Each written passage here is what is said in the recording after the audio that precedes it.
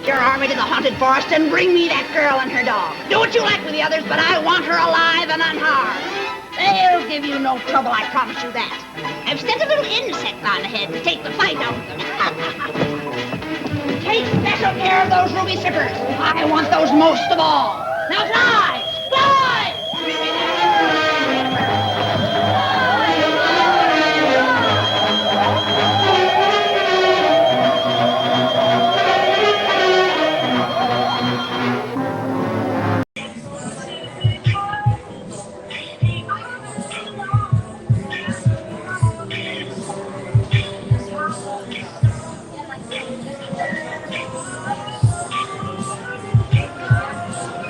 What's up, Don Bassatino?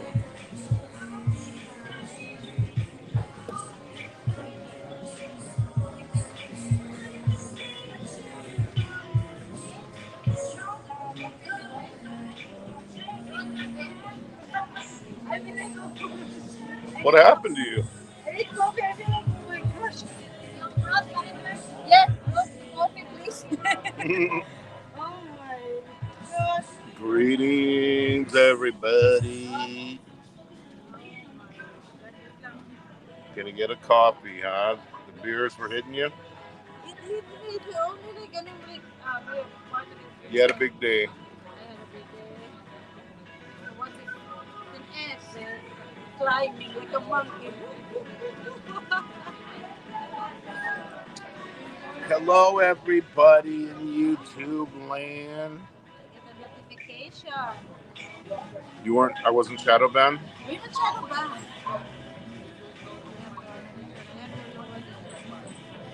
I told you I'd feel better if I was shadow banned. It made me feel like I'm being persecuted.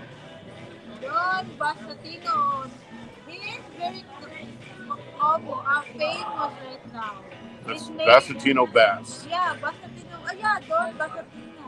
He's always, like, I always see his name being posted. Why is that? What is wrong with him?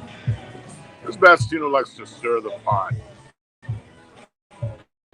And we got a lot to stir the pot with today, everybody. So tell your friends, tell your family, tell your lady boy, whoever, that we're going to have a really big shoe, to quote the Tangerine Man.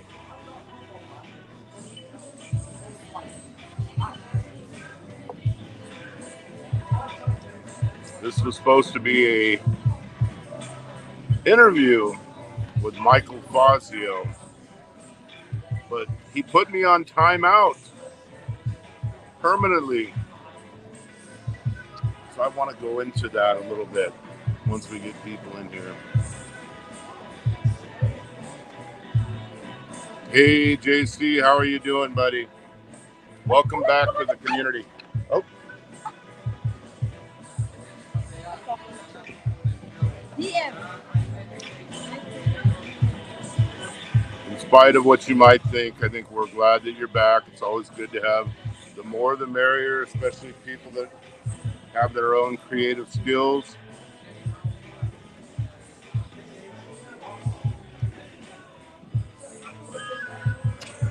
Look at her over there feverishly typing away. Yeah, she doesn't even know she's on camera.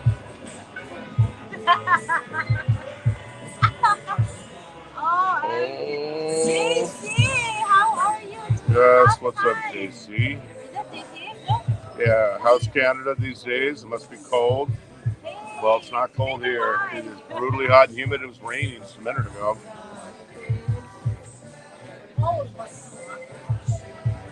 That's right, Mick Fisher. And I'm going to explain about that because I think it's time somebody did. I'm going to give it a few minutes and then let everyone come in. It's still early in the States and Canada. Yeah, JC, we welcome you back to the fold. Seems like you've been off YouTube for a while. I was off YouTube for 2 years. I understand. This shit gets tiring, and then you get drawn back in for whatever reasons. And there is BT, yeah. So we're going to talk about me being put on timeout permanently.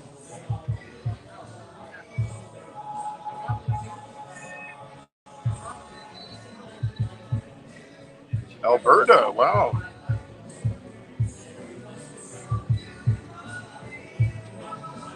That's good. That's good to hear.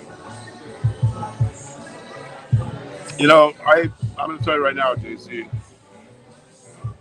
I think you can find somebody right there in your backyard. This whole business of going to across the world with all the little scam artists that exist, it's not worth it. You can just meet people there locally and take it from there. So I think there has to be a real good reason not to, when you live in a cosmopolitan country, why to go somewhere else to find something. So I think it's good.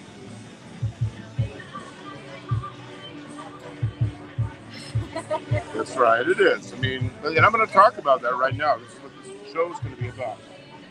I'm going to give it about 2 more minutes because I had an astonishing experience today, and I want to get out in front of it, you know, because I know that people will make shows against me, and I want to be the one that sets the record straight on what happened here with this permanent timeout from Michael Fazio. So Frank, if you're out there, give us a thumbs up. Barry, anybody that's from the community, you can call me Big W. Hey, John Blaze, how you doing? I just met Michael Fazio yesterday, and I got put on timeout today. I know all about John Blaze, and I guess I'm the only person other than John Blaze who publicly will defend Barry Jordan. I guess I'm very hated because I won't pile on to Barry. And in fact, in 2 weeks from now, I'm going to go to Malboal. I'm going to try to meet Barry and Cliff and all the other people involved to get the news from the horse's mouth myself. I kind of have this philosophy that Barry has never done anything to me, so I don't believe 99% of what I hear on YouTube. And so I'm not going to automatically believe the stuff against him. Now, what do you think about Barry? I actually, when I saw Barry, I haven't talked to Barry, but he is nice. Looks nice. He looks nice. A year ago, I was in Egypt, and she was in Malboal with her family, and they saw Barry Jordan right before Typhoon Odette hit. Yes. Yeah, it's been a year. He actually looks nice. He looks like kind of laid back, like kind of cool. Laid back, cool, friendly. That's how I see it. That's how I know it. Now, the problem in YouTube, and I'm going to talk about this on the Fazio thing in a minute, people think that because you don't have anything personal against Barry, that means that you agree with everything Barry does, which I don't. I don't know what he does. I don't agree with, I don't really, it's not my business what other men do in their private life. There is Kanoi. Oh, yeah. Well, I'll get 3 more minutes, and I'm going to tell you about my timeouts. I was put on timeout today because of Big Kevin, and I'm going to explain that. So, Big Kevin, let your friends know. I want you to hear it from me because I know how pussy moves other people do, where they dox people, they give your information to dead people like Warren, they do all kinds of commotions, threaten to release personal information. So I'm going to get out in front of this one, and I'll let you decide for yourself. Gonna have another Christmas party tonight. We're kind of having a party here too. The owner of this pub, we were here last night, Patty's Irish Beer. The guy comes out in a skirt and a kilt, and plays the bagpipes every hour. Incredibly friendly here. If you guys are ever in Behold, this is the place to come.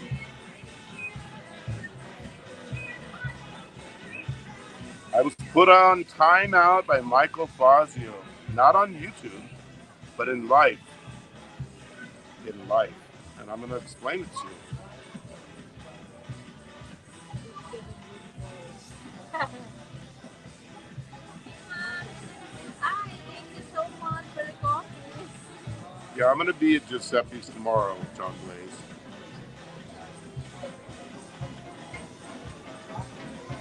I wanna be there. Strawberry day. Eat my leanness, okra and dumpling. Bro, every time I close my eyes, you would see I see my name. Thank you very much. Go over there to that lady there and she'll take care of you.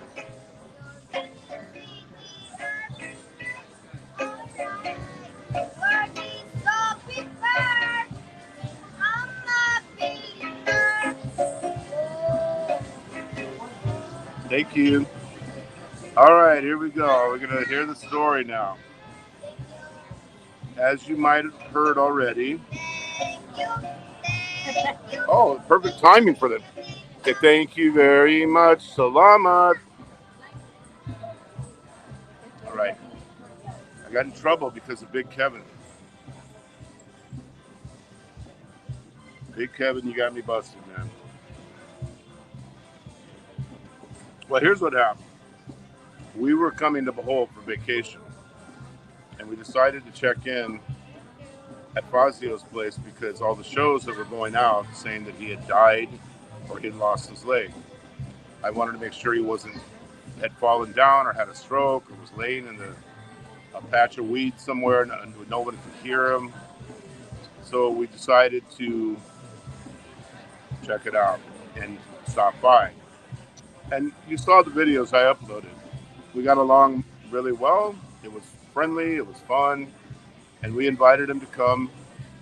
And I wanted the feedback that I got from the uploads was extremely positive. I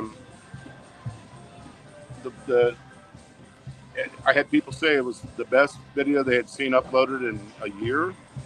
I had people that said that for the first time they had a different view of Fazio. They had they kind of the videos humanized him, showed him having fun. We were pretending like he was going to attack me with a baseball bat. All lighthearted stuff. So we invited him to come and eat and to drink and have a few beers. And I was going to sit side by side with him and interview him and figure out his past, why he decided to come to the Philippines, how he ended up in the Philippines. And hey, Larry, how you doing? And so we, it was very nice. Everything was cool. And I said, I'm just going to do like an interview. We're just sitting down, having a few beers. Not Michael Fazio, the cartoon character, and the caricature that people like to make fun of, but just another man to man. We're just talking about life. Why did you move to the Philippines? How did you pick the Philippines? What was your experiences when you first got here? Updates on any of his building plans, his life with, Daisy May, etc. And that's it, to show people, because it seems like it has been a free-for-all against Fazio for quite a while right now. Now, I've never had anything against Fazio. In the past, he has gotten paranoid, and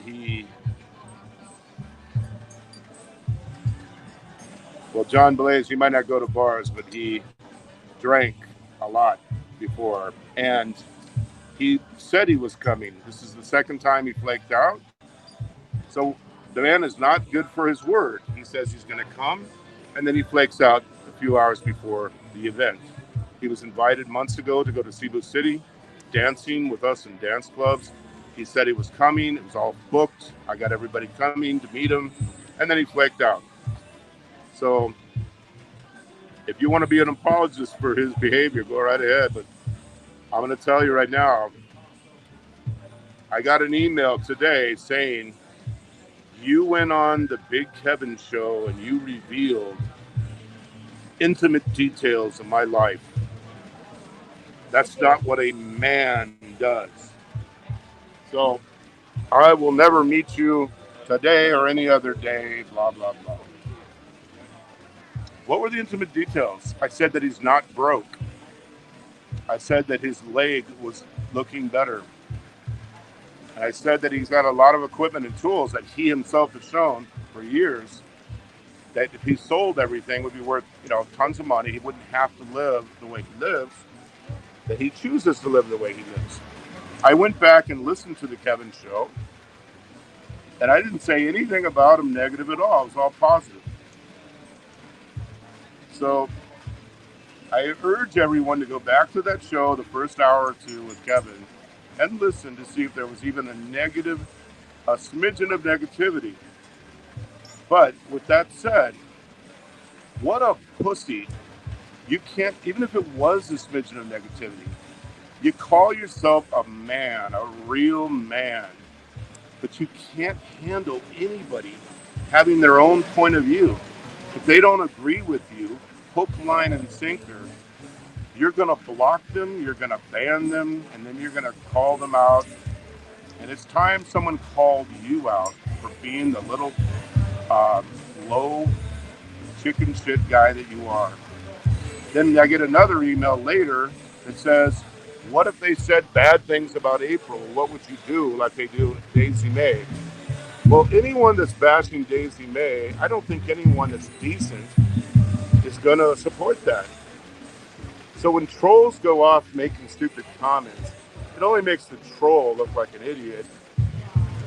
But when Fazio blocks, bans, and even when someone comes and is friendly, his reply is, I'm going to block you. I don't want to meet you. You can't be my friend, etc.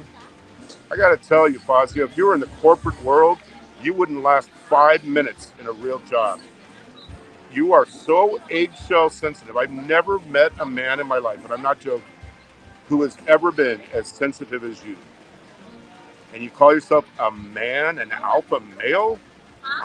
Gosh, you're an alpha mangina, if anything, a beta. I'm going to have to go into the... Yeah.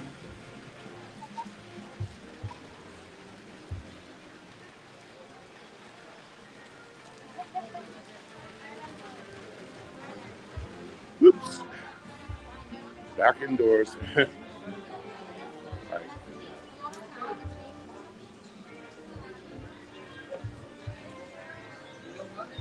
I didn't... Okay. Set the record straight. I never shared a single personal detail about Michael Fazio that he hasn't already shared publicly.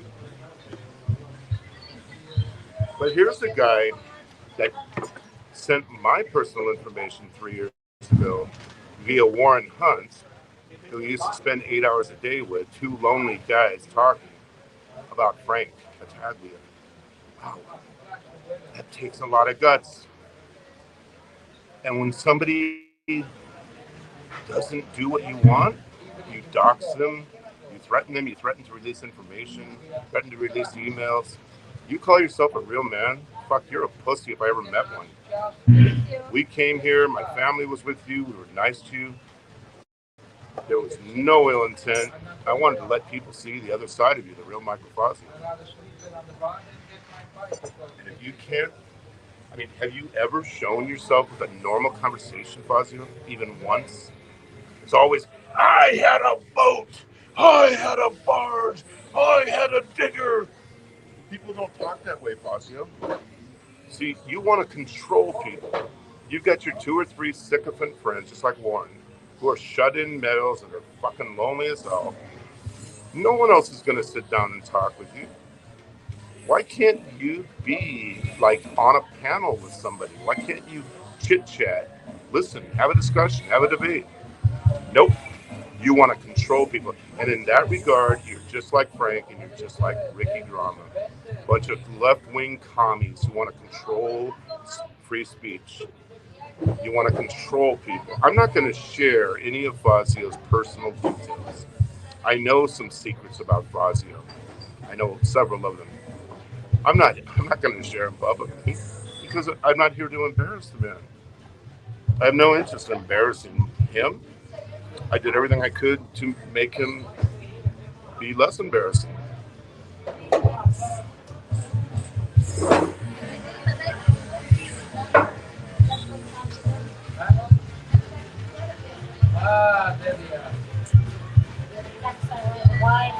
I do, Mick. And that is actually one of my points. When someone is this level of paranoia, when they're this disassociated with real life, and they live isolated the way they do, they're paranoid about everything. They want to block everybody. They don't want anyone to. They want to control who goes on whose show. There's not a dime's bit of difference between our Tangerine Man and Ben Tyen and uh, Drama and him. What's the difference? They're just different names of characters, but it's the same exact bullshit.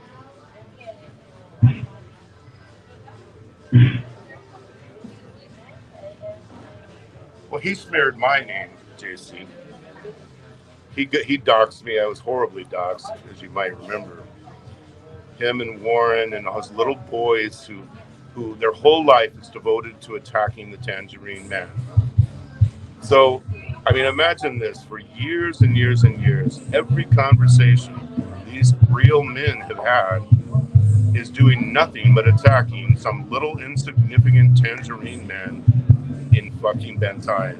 So, I'm sorry, I'm not here to talk, tell you secrets about him that I know, but I'm here to tell you that that behavior of planning to meet people and not showing up, of pussing out, the real reason is you don't want people to see the real reality of your life. You can't sit down and have a conversation.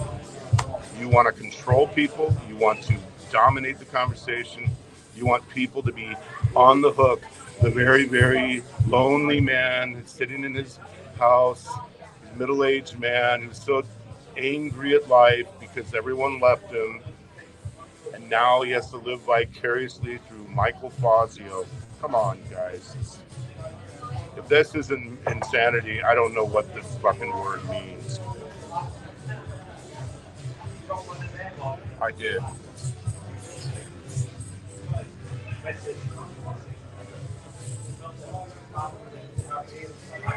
Uh, is it good, Hanoi? Is it good to scream for hours a day into the camera and your life is obsessed with Frank Battaglia? Is that good?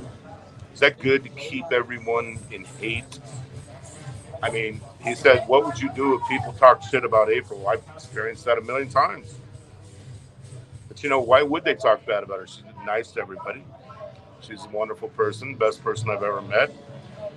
Now, I never dream of talking bad about Daisy May. I don't know her. I never met her. She's never talked shit about me. She doesn't attack people. Why would I talk? No decent person would talk shit about Daisy May or April for that matter.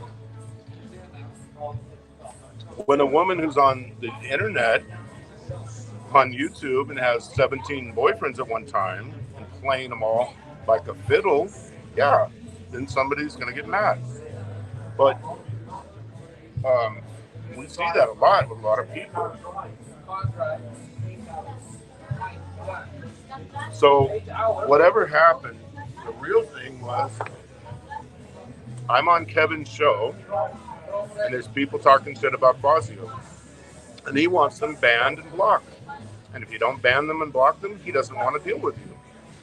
I'd like to know what's different between that and what Barry Jordan has said about Frank, where Frank demanded that he block everybody and Barry said no, and that led to the current war that they're in right now. You know, if Michael Fazio wants to believe all his goofy beliefs, which are all false, not one conspiracy theory he believes is even remotely true, it's all bullshit. It's a fucking con job to get people to listen, okay? But if he really believed even a half of what he said, it wouldn't make any difference, because if people want to believe they're going to fall off the edge of the ice cliff, more power to you. Go over there and see if it's true. It's not going to change anything about anybody else. That's not the issue. The issue to me is being a pussy, being a fucking cunt, where you can't show up, you can't sit and talk, you can't debate, you can't have a reasonable disagreement and walk away. You want sycophants. You want lonely old men who think you're so cool and so smart. And if you were so cool and so smart, you would not be what's going on right now. Let's be real here. I know the reality. I know the reality more than anyone. These guys have never met you, but they hung on your every word. You're 5 or 10 little people. With all your bullshit about being shadow banned, give me a break. We see every single time there's a notification. The reality is no one wants to listen to a show where they block everybody. No one wants to listen to a show where all they do is scream and bitch about Frank Battaglia, the Tangerine Man. That's the real reality, guys. I went to his house with my family, with my children, April's aunt. We didn't go there to do some pussy move like that dipshit Travels and hit him from behind. I wouldn't dream of hitting the guy because, come on, what would it prove? Wouldn't prove anything. Attacking people from behind is a pussy move. If I had something against him, and he's right down the street from where I'm right now, I'm telling him he is a pussy because not showing up. And he said he would. And he's using excuses like trolls. Come on, Fazio. You can't even take a trip to Vietnam. You can't even order a product without it being a total disaster. Everything you do is a disaster. I've lived in the Philippines longer than you have, and guess what? I never have any of the common experiences that you do. Did you ever stop and think that maybe it's you? Did you ever stop and think that maybe you're just a dumb fuck? Cunt who needs to change his life? Did it ever occur to you? Where are these friends of yours?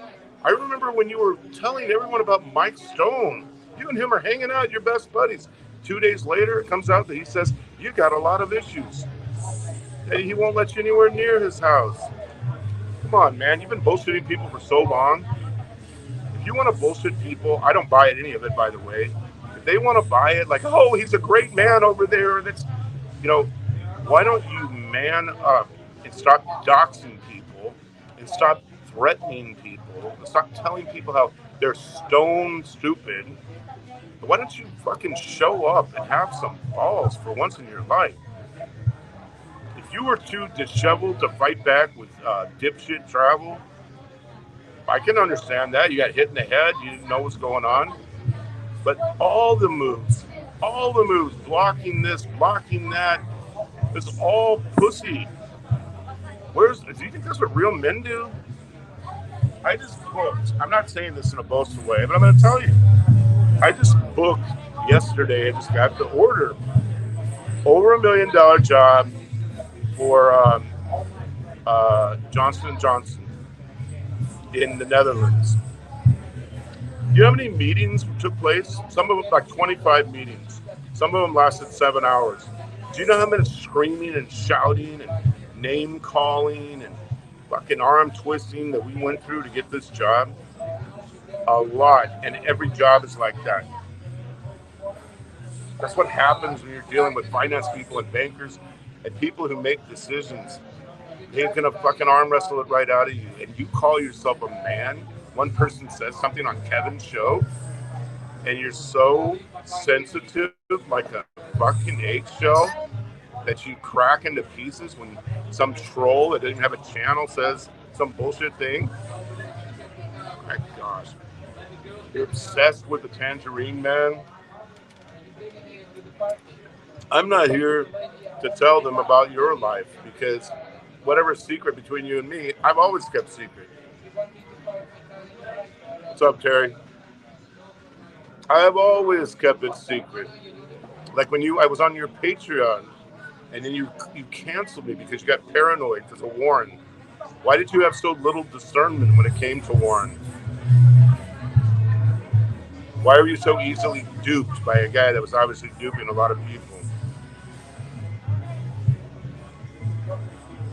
If you had the brains, you'd know he was a con man. But you canceled me at one point from your Patreon because you thought I was gathering up information about your members. Sorry to tell you, I would never do that because that is the ultimate pussy move. So I've never said or heard or done anything with, I would never do something to hurt Jack Thompson or any of these guys because I like those guys.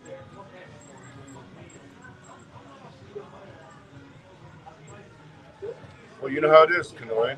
I'm not in the construction world, but I'm in something a lot tougher than that, where I have to go in and wrestle $1 million orders. I had the blowout year this year, made more money than I ever could have dreamed.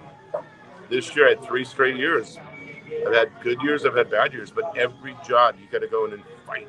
You got to go in and fucking wrestle them to the ground. You got to outthink them, outsmart them. You got competitors. There's a lot of hungry people out there. You go into these board meetings, I'm in a suit, tie, everything, and you got people that are calling you names. You think YouTube is bad? My gosh, YouTube is a bunch of kittens playing in a pillowcase. Hey, Sex Pet Task Force, why are you such a pussy? Why do you follow Frank like a big bitch that you are? Big ostrich. Oh, it's so painful, Sex Pet. You can't do any better than that.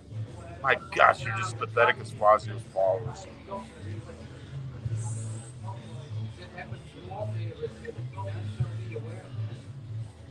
And for your information, you pussy, I just said earlier that I'm going to be going down to Balboa in 2 weeks.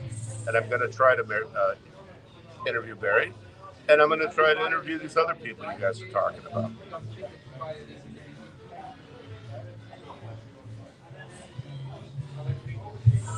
Stupid people are paying. You're right about that, but the thing is, to call, the irony of it is to call this real men.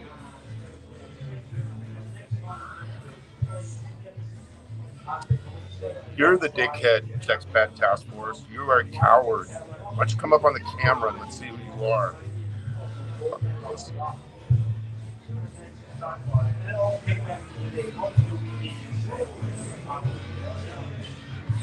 Oh, you don't need to apologize.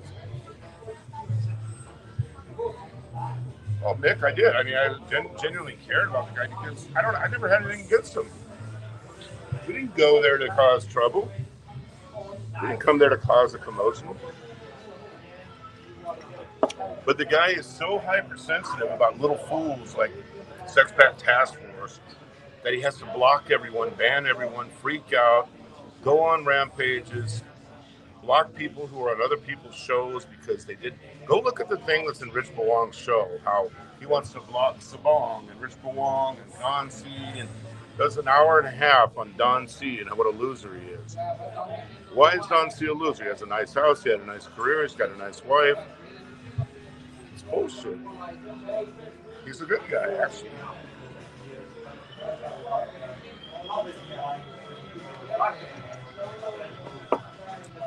Ostrich, focus on Fazio. Okay.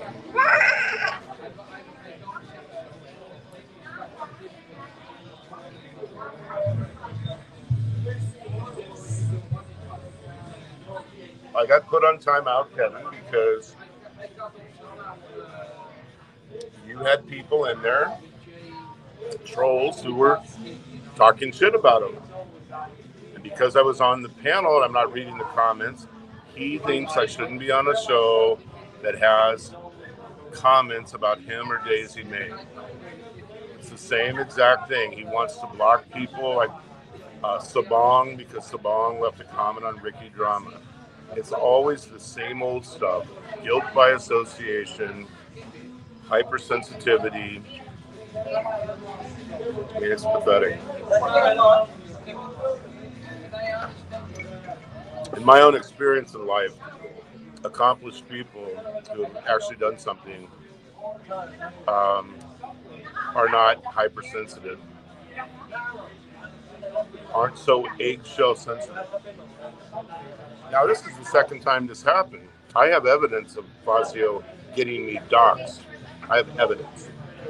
I overlooked it and then tried to be nice. But, for 2 years when I was off YouTube, I had to hear He's got something on you. The yellow man, or whatever, the orange man. It's just, it's ludicrous, man. The whole life is nothing but YouTube. And in his case, it's drilled down to looking at comments from trolls. Like he's actually triggered. Like, can you imagine truly being triggered by faceless, nameless trolls that you can just ignore or make fun of? Why would anybody let that affect their life?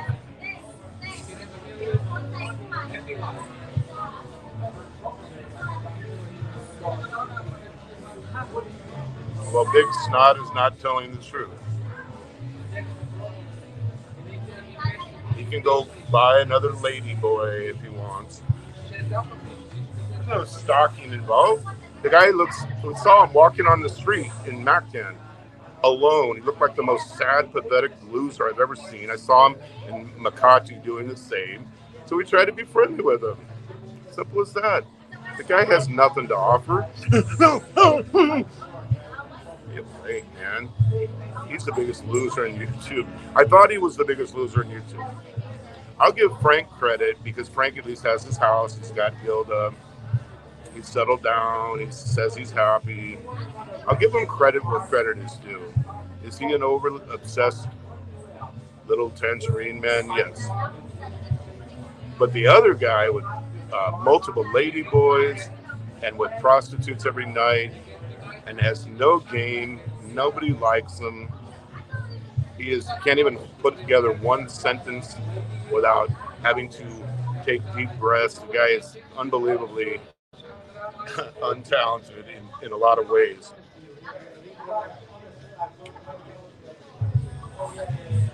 Absolutely.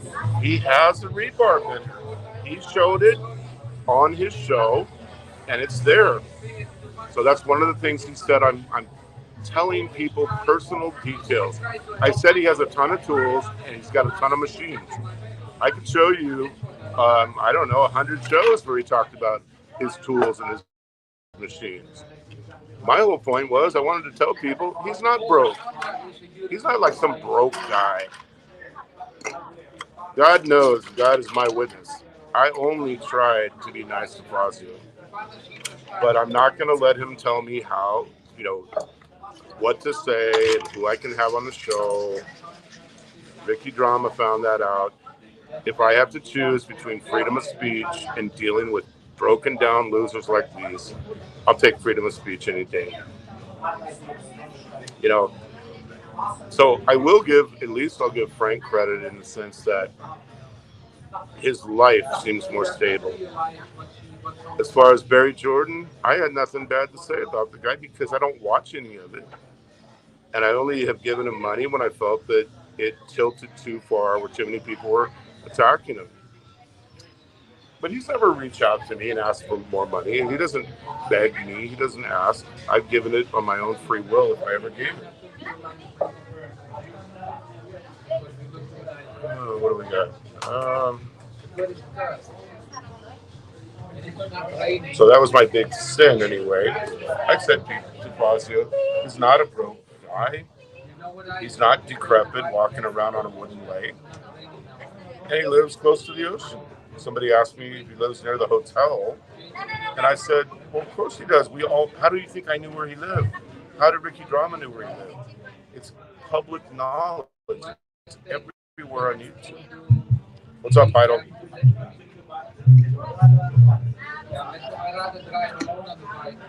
Here's a great example. Idol talks shit about us all the time. Idol talks shit about April all the time. Maybe he just did it today on one of the comments from Gogo Bubba's sister.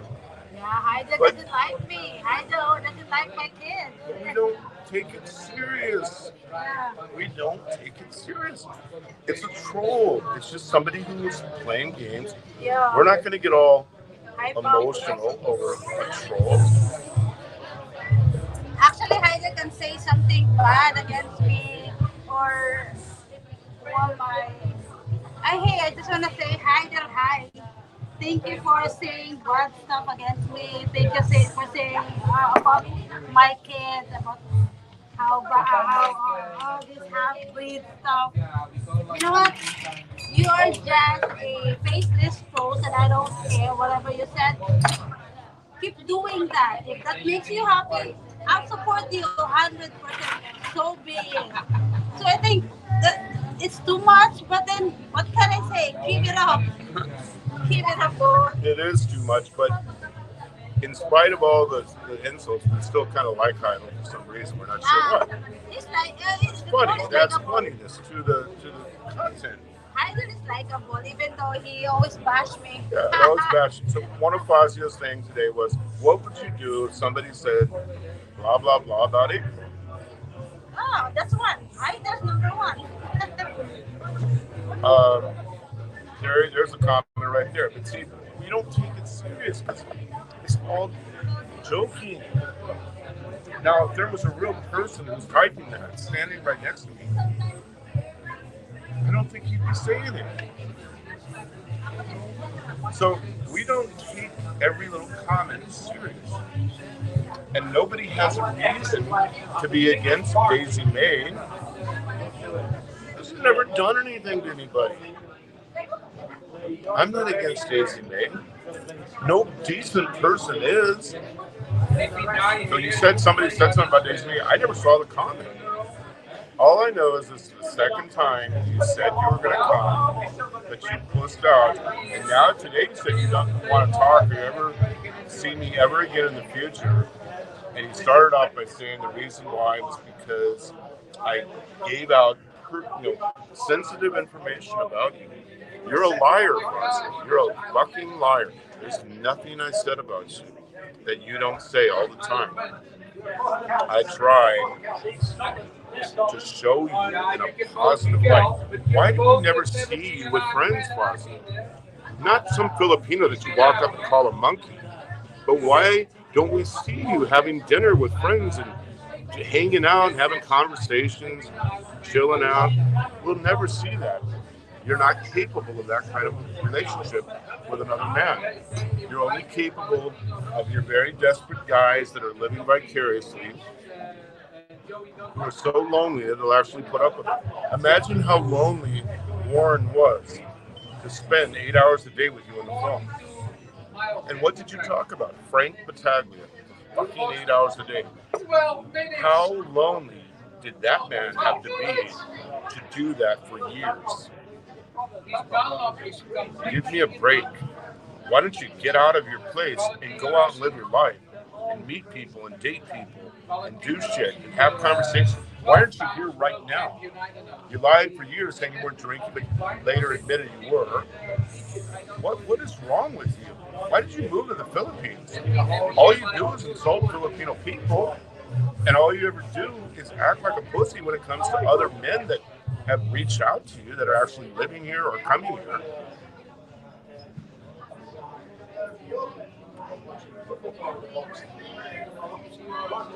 Well, Freebird, I think you're joking, Freebird. Hey, Jack, how's it going, buddy? You're joking, but April is the best girl in the genre. I mean, she's the coolest, most educated, funnest one. She's the funnest person in my life I've ever dealt with hanging out. We've known each other now for 8 or 9 years, and we're better friends today than we've ever been. So I am thankful, and if you don't have that in your life, Freebird, I pray that you will get it soon. Like soon. Jack Thompson, let's see. Well, I think so, King of Discord. He's beyond pathetic. I went there to check on his health. I invited him out. I invited him to eat and to drink and to get an interview. And we were going to go tomorrow doing a drone video. But see, if the only friends you can have are the ones you can control, that's not friendship. Friendship is not, I want to tell you that orange man is a bad, bad man. That's not friendship. How many times you got to repeat it? As Kevin always says, it's like Groundhog Day. It's the same content over and over.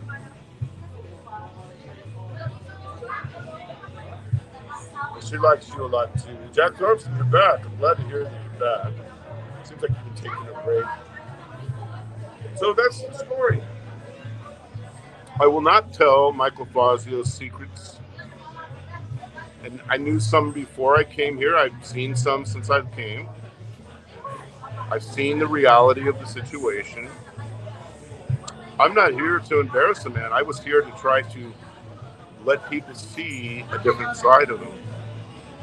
Because, I mean, what kind of a man does what he does? All day, every day, and then you end up as a shut-in in another country where you don't have a friend in this world that's truly a friend. I mean, you could never have a friend like this. Why would somebody want a friend whose only job in life is to control people and to con people into thinking that he's something that he's not? You know, Michael Fazio, if you're listening, I'm sure you are, if you really wanted to rehabilitate your image, you could come up on people's panels. You could hang out with people. You could, you know, have a chat with guys. You could go to a bar. You could do something, right? You could do that. I mean, let's say I happen to know Kanoi. I happen to know that Kanoi goes on these camping trips where there's 12 people and they go out, they smoke pot the whole time, they're drinking, they're getting drunk, they got their ladies with them, and it's boys and girls and campfires, and, you know, smoking a doobie now and then. They got stories to tell for days and weeks. How come you can't do that? How come you can't go dancing with your girlfriend?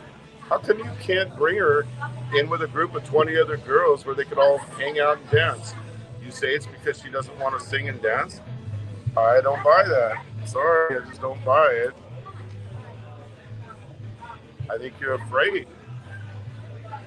You are afraid when you don't have control of the situation.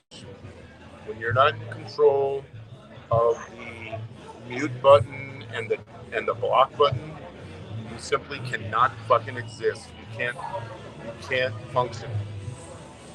So do whatever you want, but if that's a man, alpha male, then I'm a monkey's uncle.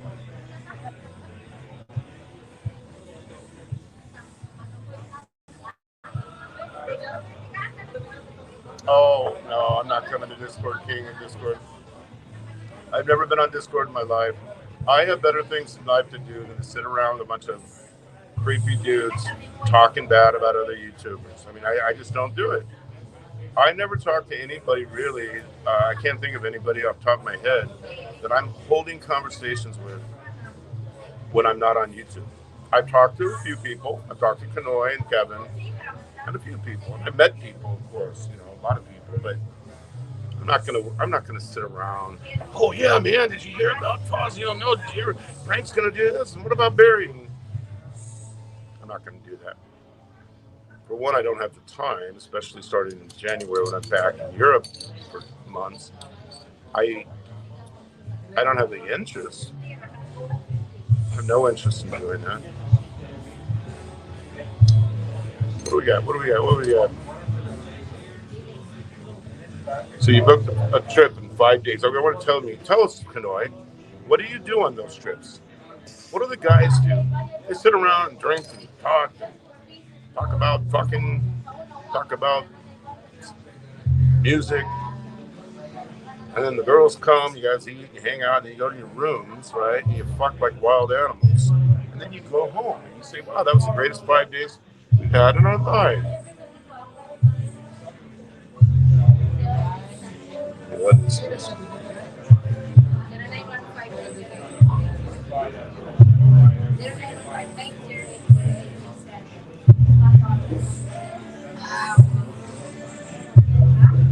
Are you right? You're right, Graham. I mean, when you get married and you have a real life, you can come on YouTube sometimes. If you have an hour or two, you're bored. I do YouTube. If you look at my upload history, right? Like we're in Bohol right now. So I'm going to upload stuff on Bohol. After a week or two, I'll split it into private.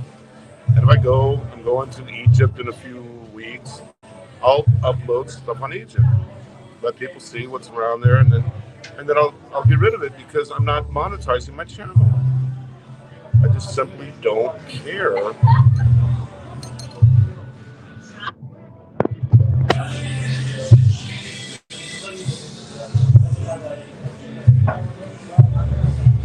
Who always blocks you? You've never been blocked by me even once, Idol. You have never been blocked by me. I saw you that somebody blocked you one time, and I unblocked you and I told you about it. So let's be honest. We will go and fish, sit around the fire, long hikes, great waterfalls. And then what do you do when you're all hanging out in the cabin? Not when you're hiking, but when you're back in the cabin.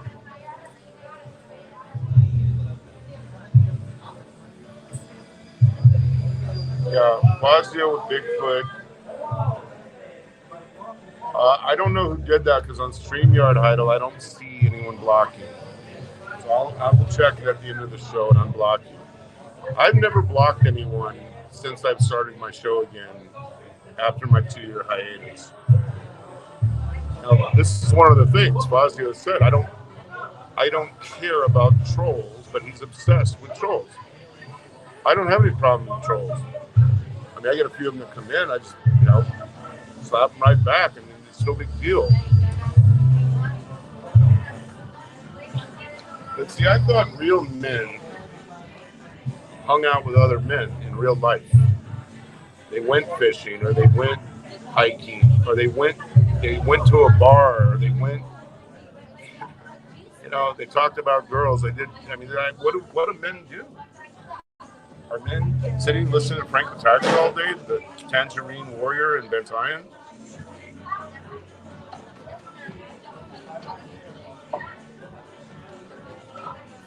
Cook, you play card games. Yeah, I mean, that's what people do, right? You have card games. You're probably drinking. You have a few bowls. That's it. That's what you do. That's what men do. They don't say, I'm not coming because you disclose information about me, which is totally false. I never have disclosed any personal information about Fazio to anybody, online or offline. I have addressed him because he'll go and do it in a backdoor way, and I'm doing it up front. It's going to be here with my face on camera. Oh, yes, Heidel, yes, you're very pretty. I'm not going to do this the backdoor way.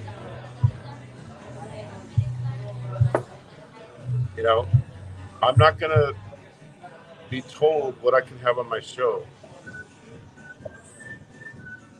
Why would I listen to people who are so down and out that all they do is just sit around and watch YouTube all day? And in the case of the one dipshit, get ladyboys and prostitutes every day. Why would I look up to a man like that? What is there worthy in that person's life that I would sit around and say, yes, dipshit, I will follow you and block Idol. Fucking pussy people if I ever saw them. Yeah, I want to give a shout out to somebody who's definitely not a pussy. Nico's Experience. Nico's Experience. You want to sing the Nico song? Nico, come home, come home, come home. Nico, come home. That's right. I always love that song. Nico is not a man China. He's a real man. He's a wounded warrior, and he's a great guy. And I hope he comes up on panels more often. Yeah, it was on Big Kevin's show. That was a throwback show, Big Kevin, to the old days. Let's hope that those shows come back. That was really entertaining. He did a great job. He made a lot of money. And I want to announce the funds, the GoFundMe now.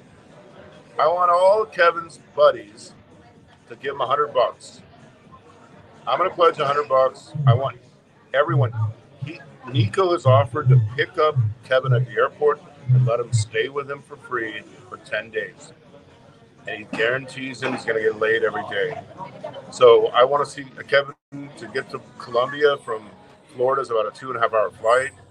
I checked the prices. They're about something like $300 round trip. That's what I checked. I mean, I hope it could be less or more in January when he goes. But I want to make the let's send Kevin to Colombia pledge and watch his channel blow up. Yeah, Nico's a great dude. I like Nico's song. Kanoe, if you'll kick in some of it, we can get John Baker and PH Trucker, me, and a few others, and we can get them over there. Get him over there so he can do live streams in Colombia. I mean, he's been sitting on his ass for 9 years in his mommy's basement. It's time for Kevin to get out to Colombia and start showing what kind of game he has with the ladies. $140 last night, Kevin. I mean, I'm proud of you. It's good. I mean, you work hard. You know, I had record years lately work. I was asked 2 days ago, how can you explain why you had such an amazing couple of years? I said, because I outworked everybody. If you have competition and you work twice as hard, you're going to get more of the work. If you work hard, Kevin, and you work hard getting yourself healthy, which you have been doing, and if you work hard doing your shows properly, getting them set up ahead of time, getting the right panelists, Richard Lee Rogers is amazing, you're going to make some good money, man. You can go out there and make this into a nice supplemental income to your Social Security. Yeah, you got to go back and watch it today, Freebird. It was epic. So anyway, I wanted to say, and it's one last thing on the Fazio front, and unless somebody has questions, I'll answer any questions. I have never once in my life tried to make him look bad or humiliate him or do anything or make fun of him. Fazio wants to live in his lifestyle where he lives. That's his decision. I'm all about personal responsibility and freedom. I'm all about freedom. Fazio wants to live in the shack, in a set of conditions that would shock the average person probably. If that's what makes him happy, that's what he wants to do, I say more power to you. I don't care if he lives that way. I'm not going to make fun of him. I'm not going to make fun of his leg or any of that stupid shit. Hey, Ken Unger, how you doing? I'm not going to make fun of Michael Fazio. There's nothing funny or fun about it. When somebody can't show up because he's eggshell sensitive, when he agreed to show up, he can't reciprocate kindness. He can't act like a real guy, like a normal guy. He wants to control me, control my show, whose show I go on. He wants to make up lies about all this personal information. I urge you to go to Kevin's show earlier today and see if I wasn't I would all complimentary to a class, but he can't show up and act like a normal person. When you are left alone, isolated like he is in the middle of nowhere, you start getting very weird. And he passed weird a long time ago. For him to pull this shit today is shameful. And I'm going to get, every time he mentions my name in the future, I'm going to do a show about him because he's a hypocrite. He doesn't like people talking about him. But he wants to dox people. He wants to threaten to release information all the time. It's going to work both ways, Fazio. I'm going to release a lot of things too. You're going to play that game. But I don't want to play that game because it's useless. If you can't even show up and go to a bar, I can't show up and go dancing in Cebu City a couple months ago. You flip-flop like a woman. You're mercurial, like you act normal 1 minute. Next thing you know, you're sensitive as a fucking woman on her period. You know, a famous vlogger said today, Fazio needs to get some diapers.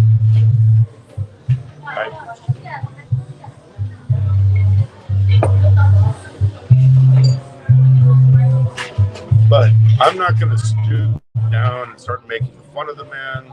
I'm not going to tell his secrets. I'm not going to do any of that shit because he's already destroyed himself. I mean, look at the behavior, for goodness sakes. When people are telling him, I mean, I had so many people tell me, wow, I want to check out Fazio. I forgot about him. And you know, based on the video that was uploaded, there was probably 4 or 5 people that said they wanted to give it a fresh chance and see what's going on with him. We can't have that. He only has this tiny band of sycophants who are going to tell him, yeah, Mr. Fuzzy, the earth is flat. You're a bad man. Yeah, the little orange man. Yeah, the orange man. He's bad. Oh, he's bad. Tell me more.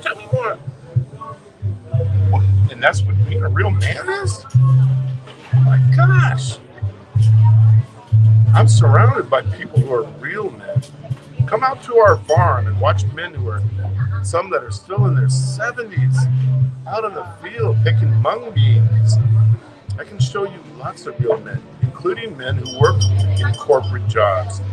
You're not just a real man because you drove a bulldozer or a digger. A real man is a real man because he steps up to the plate. He does the right thing even when he's not appreciated. He cares for his family. He supports them. He sacrifices. He protects them. He's not a big fucking pussy.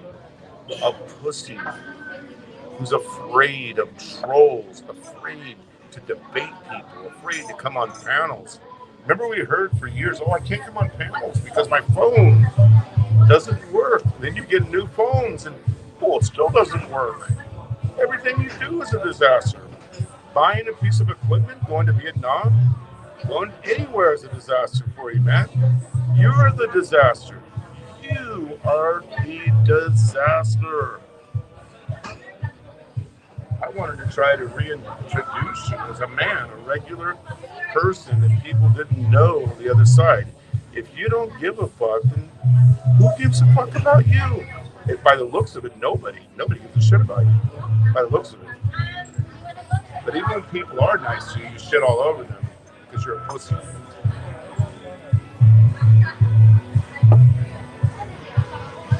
Hey, Kenjaman Gunner, how are you? Hope you're gonna have a good Christmas.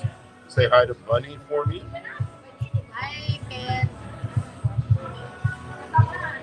I had a song I was working on you before. Kenjaman Gunner. Dun, dun, dun, dun, dun. I'm working on it still. I gotta work it through.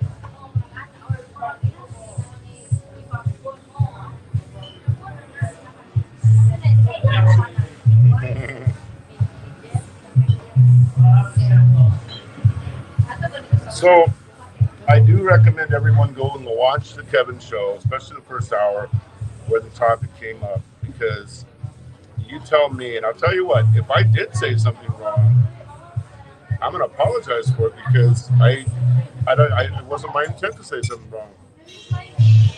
But see, the only way you can have friends is if you got to sit there and be on guard every word you say.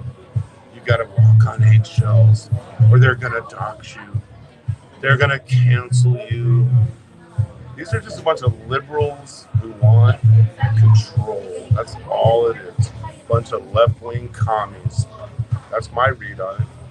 If I have to walk on eggshells, I got my wife, my friends. I got about 200 friends around the world that I hang out with every country I go, and here in the Philippines.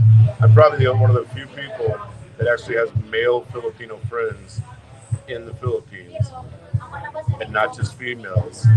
And I don't have to walk on eggshells with any of them.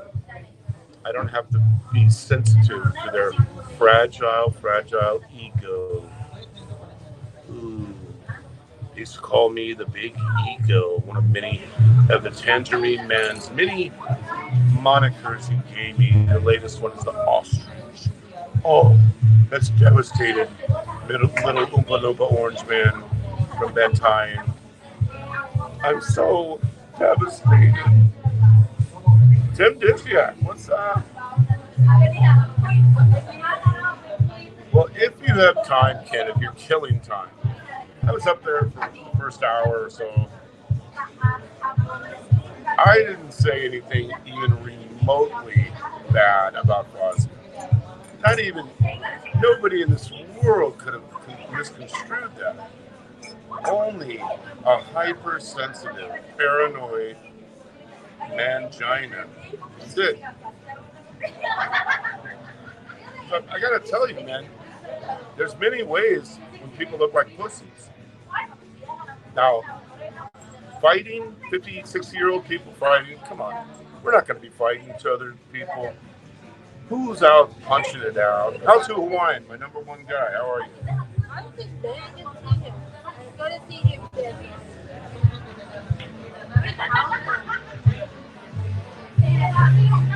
I agree with How To, and I just told everyone lately that How To Hawaiian is the number one YouTuber in YouTube. But, think about it. You have to walk on these eggshells. You have to be careful every word you say. Is that what men are all about? I never said anything bad about Fozzy, and I never felt anything bad about him either. Tim Tiziak's in the house, and Mr. Bruiser. And you were there in the thing, Bruiser. I didn't say anything about him. But I never felt it either. I'm not sitting around thinking, oh, wow, I want to see Fazio get slapped by some coward from behind. I'm not thinking that way. I think that move against him was a pussy move, of course. I told that to him on the day it happened, and I told it to Dipshit Travels when I met him in person. I think it was wrong to do that. But we live in this cancel culture. People on YouTube are more left-wing and more PC than people in the media, for goodness sakes. You let someone say a joke on your channel, I'm going to block you. I'm going to cancel you. I'm not going to show up because I'm going to prove that I'm a loser. Why are real men afraid to show up? If someone doesn't like me who meets me, I don't give a shit about that. I've had plenty of people who didn't like me in my life. I've had a lot of people who did like me when they met me. But I'm not going to let these YouTube guys, drunken fools, who are the only game they got is prostitutes, tell me who I can have on my show. I'm not going to be told what to do. I'm not going to be babysat. I don't look up to any of these men. They're not accomplishing anything by being on YouTube. You're nothing because of a YouTuber. If you were bald and bankrupt, or Harold Bald, or with 1 million views on everything, maybe I would really admire you for being so good at what you do. Philly in the Philippines has done a great job. There's certain people that have, but I'm not going to sit there and say, oh my gosh, really? You're a talking head on YouTube? Oh, wow. I want to be like you. I want to follow in your footsteps. Come on, guys. It's beyond absurd at this point.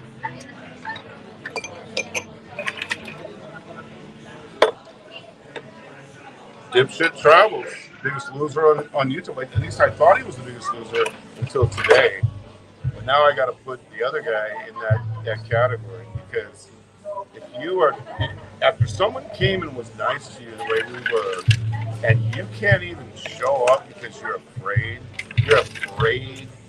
to actually talk like a person to get interviewed, I don't have any respect for you, man. I have to get interviewed. I've been in the same industry and at the top of the industry for 30 years. I still have to go in for interviews. I still have to get interviewed by the Board of Regents at colleges and institutions. I still have to have business plans and go out there and make my case on a daily basis. And you're a vlogger? You don't even want to talk to people and you're a vlogger? People ask me all the time. I hear this a lot. I heard it from JC. if you believe in free speech, how come you don't have your comments turned on? Well, because I don't want to talk to anybody. I don't want to talk to people on YouTube. I'll talk to people on my live stream. And for the people that are really decent people that I might meet in the course of that action, I'll meet them or I'll talk to them on the phone. I don't want to sit there and have all day long answering bullshit. No. I'm not going to monetize the channel. I never have monetized. There's so many bullshit comments. I used to see them. I always used to look at them and held the comments, death threats, and I had no interest. I got my wife and 3 children. I've worked all around the world. I don't have time to sit all day long fiddling with trolls. What's up, Christine? So all the big Fazio supporters, and none of you have really met the guy, let's be honest. How can you sit there and look up like this is some important guy doing something of value? You can't show up and talk to people. You can't sit and have a conversation. You're useless. You're useless in this world. You're useless in this life. StreamYard, I'm not doing any links here. I'm in a bar. We're in this Irish pub here in Maho. And I'm on doing a little monograph diatribe here. I want people to support Nico's experience, Big Kevin. I want people to support the people that actually need the money. They use this as a supplemental income so they can go out and do these type of things. I don't care for myself. I walked away from YouTube for 2 years when my show was at its all-time high in popularity. My last show that I did before I turned my channel off in May of 2020, I had 100 people in the room at one time. And I worked the show day after day, did all the things you're supposed to do. I just have no interest in it at this point. That's why I walked away from it. I do it strictly for fun. I like to catch up with people that I like Bruiser and Kevin and Kanoi and How To. There's a lot of people I like on YouTube, but I don't have the time to devote to it to do a major building the channel mode. It's not what I want. Now, with that said, if another person has 20,000 subs and 3 people watching or 10 people, and then claiming that they're shadow banned, even though their notification goes out to everybody, guys living in La La Land. Why would somebody shadow ban somebody who is so insignificant they can't even show up and have a conversation? People who are afraid of trolls, who are so sensitive, who are so paranoid. They have to break their commitments. They have to break and lie about it. I never lied. Bullshit. You lie all the time. I can give you a lot of examples. Like lying today, saying you gave out sensitive information. Like what? Did you have tools that you say you had? And a vendor and a mixer and whatever. I don't even know what those things are, man. I'm not a real man because I'm not a construction worker like you. I don't know how to use those tools. So what I did all my life is I studied and worked my ass off so I can hire somebody who does know how to use them. So you keep saying that a real man does this, and a real man does that. Does a real man hide? Does a real man act like such a pussy and such a eggshell sensitive little bitch boy? You know, you're so dumb. You're dumb as the fucking day is long.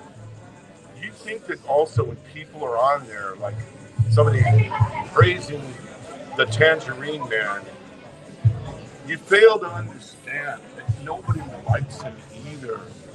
They just do it to bait him because he's so gullible.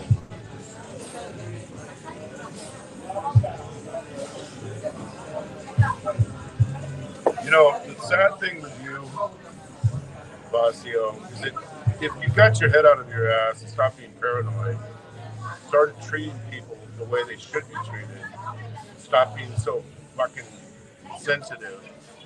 You actually could build your channel. You actually could make a supplemental income. You could do a lot of things. You could show a lot of things. You could do a lot.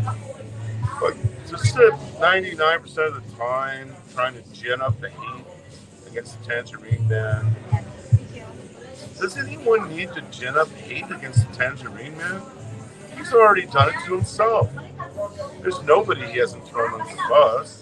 There's nobody that respects him. I respect certain aspects of his life.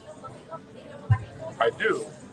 And I'm not against him. I could probably actually, I'll tell you the difference. I'm going to go up to Mantian and I'm going to do the same test.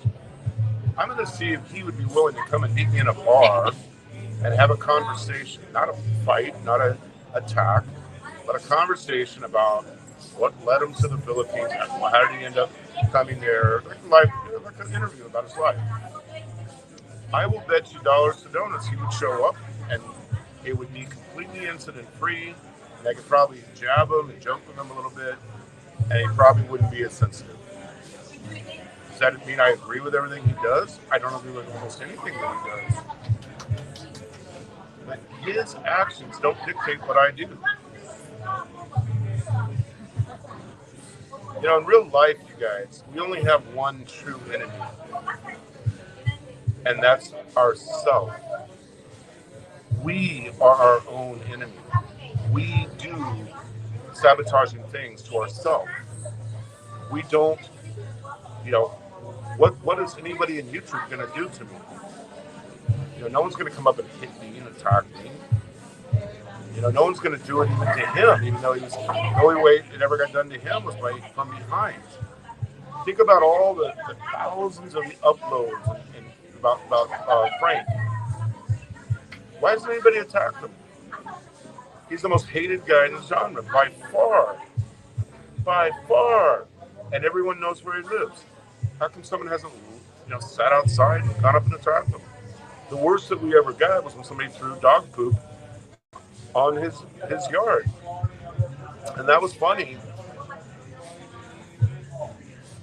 But why hasn't anyone ever attacked Frank in all these years? Because it's all talk. It's just all talk. I'm going to kick your ass, man. No one's going to mess with me. I'm a tough guy.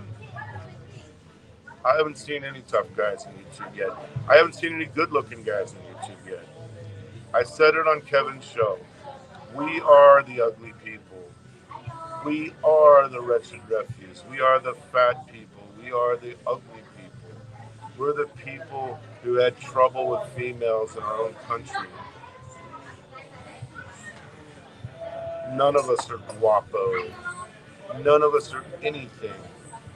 If we were, we wouldn't be in this genre. Everyone in this genre is a fucking ugly motherfucker. Including me. I'm not saying I'm not. Anyway, do yourselves a load of good by getting out and meeting real people and meeting real females, date people, meet people, hang out with people. Because when you become an isolated shut-in like Quasi has become, the level of goofiness and weirdness is just off the charts. It's beyond anything that anyone could possibly imagine. Now, so I'm going to tell everybody, get the word out there. You're handsome, okay, Bruce. You're the exception, but I got a room full of expats right here. There's not a good-looking one in the bunch. Everyone in here is fat and ugly, just like me. So we need to learn to accept this reality that if we were truly guapo and hot and rich, we wouldn't be in the fucking Philippine genre. So is it true that he left? Daisy left? I don't know. I mean, she wasn't there. He said she was back home, but visiting her mother or something. I don't know what the status of that is. It's one of the questions I would have liked to ask. Like, what's your status with her? What's the future plan? I mean, I think people genuinely have an interest. If the guy could put his guard down long enough, a lot of people could come in and like him. A lot of people would like him. I mean, if he put his guard down, stop being such a fucking eggshell, sensitive pussy, treated people right instead of shouting and trying to control people, I think 90% of the genre would actually be on his side and be friendly with him. I really do believe that. But when you're doing all his antics, no one's going to go for him. That's why he doesn't have anybody watch him anymore.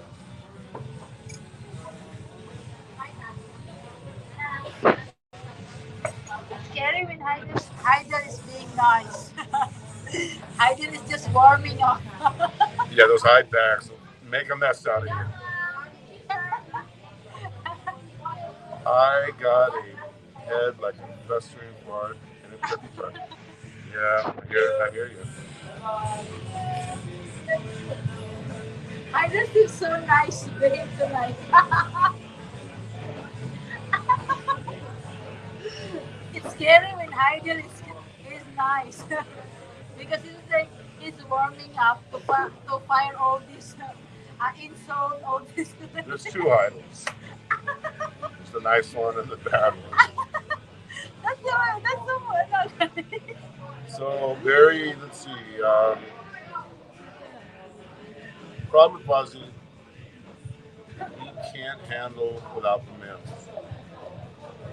Oh, you're so right on that, Barry. I mean, he's the least alpha male I've ever seen in my life. I mean, for me, I played all three sports, and I was on the varsity team and a starter in two of them all the way through high school. And then all through life, you go through station after station, achieving different things.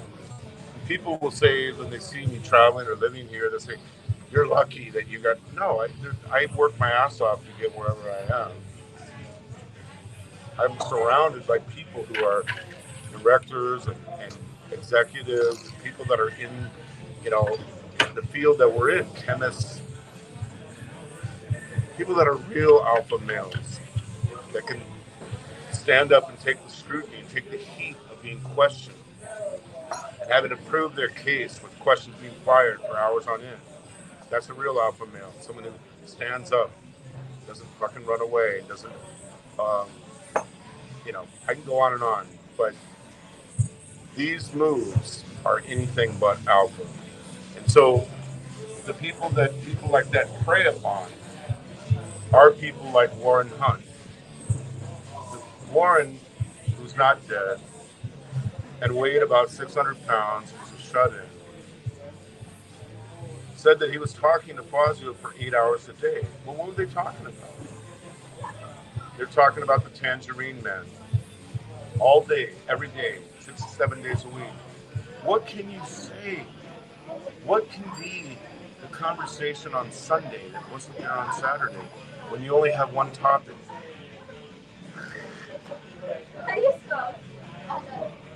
And then when Warren decided he wanted to talk to Frank, that was the end. I will not stand for this.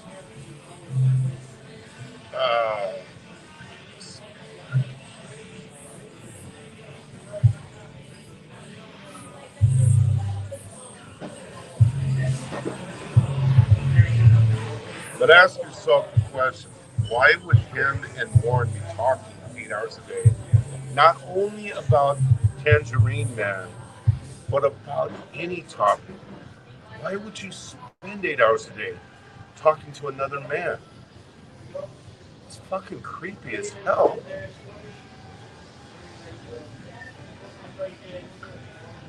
Well, whatever you are, Kanoy, you supported yourself, and you had a business and you had a side job. No one can take that away from you. Whether you're rich or poor, you lived a decent life because of your own effort.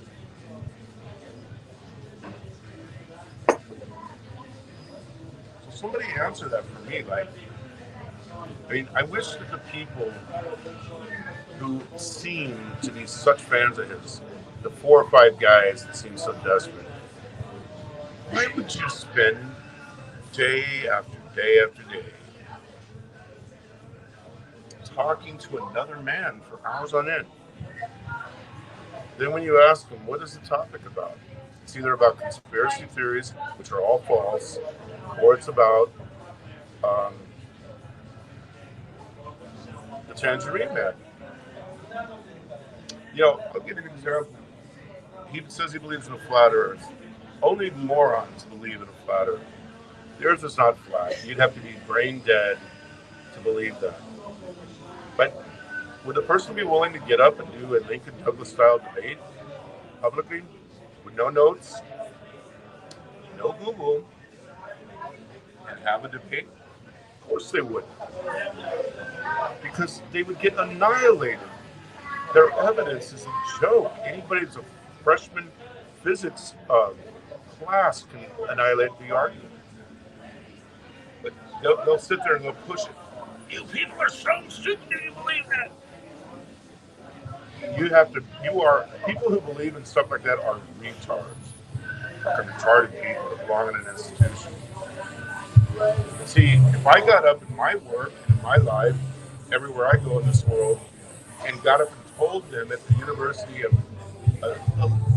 Leiden University in Amsterdam, in Netherlands, I got up and gave a presentation, and I said, hey, I want to tell you guys, you're doing everything about chemistry you're doing in this lab is wrong. The Earth is actually flat, and if you don't believe that, you're so stupid, and I don't want your business, and I don't want to deal with you ever again. Somebody would come from an institution, put me in a straitjacket, and have me committed. But if I did have some evidence of something that was like that, I would have to present it scientifically, step by step by step. Then it'd have to be reviewed, and peer-reviewed, and scrutinized. And all those beliefs don't stand up to any scrutiny. It's just a bunch of goofball guys that have nothing better to do, and their life sucks. They want to blame the government and America for their life sucking. Their life sucks because they suck. Your life and your marriage doesn't suck because America sucks. Your life sucks because you suck. You don't even talk 4 hours. I mean, like we talked, Tim Dizziak, I met you. We had a nice hour and a half talk. That's a normal thing for guys to do. But imagine if I was on the phone with you 8 hours a day. And I had one topic, right? Mr. Tangerine. Hey, Mr. Tangerine Man. I mean, wouldn't you after the third or fourth talk, Tim, say, Eric, what's wrong with you? What the fuck? Don't you have a life? Wouldn't you say that? I know you would say that. Where are we at? I'll tell you the truth. Some of these guys,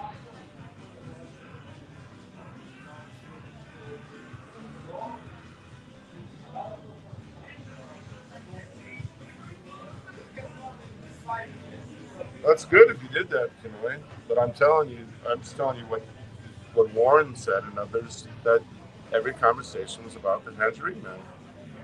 8 hours a day. Does the guy seem interested in your life, Kanoya?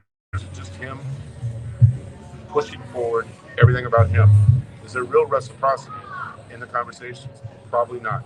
If you're honest with us, you're not. I know you're not going to want to say it publicly because you don't want to incur the wrath of the guy. But is it really a two-way street? I don't think so.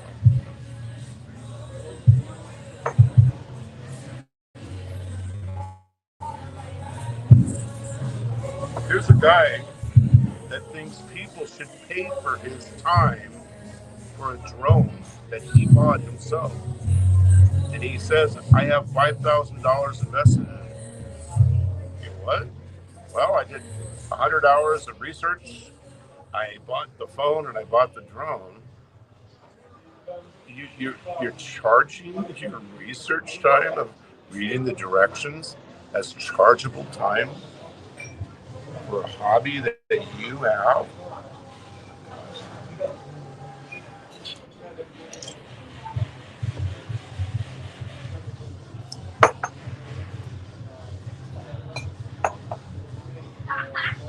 Well, I'm not telling you not to be friends with them either.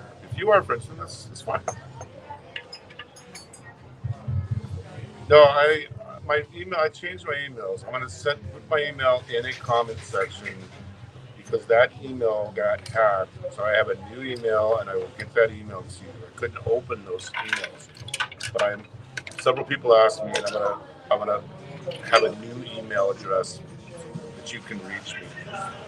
I'm not telling you not to be friends with the guy. I'm telling you, if anybody else behaved that way, you were just in these meetings, these trips. Now, did you have people on those trips that do those things? No. Do you have people on those trips that are pushing conspiracy theories 24/7 and talking about the Tangerine Man? Of course you don't. In real life, you would never put up with it. That's why the person has no friends. This place is loaded with expats, by the way. There's more white dudes here and Filipinos as well than you can shake a stick at. Why don't we see videos of them shooting the breeze, having a nice back and forth conversation? He always says, "Let's see an email, Don C, of you fixing a machine." Okay, I want to put out a challenge to Fazio. I want to see you having conversations with regular people, sitting down and talking. Not with you walking up to a security guard, calling him a monkey, and then saying guapo and acting like a whack job. Let's see you sit down. Let's see if you're capable.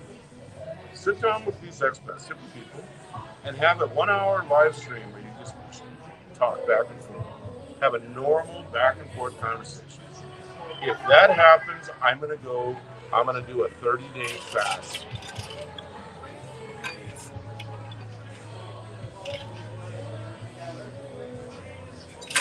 That's good.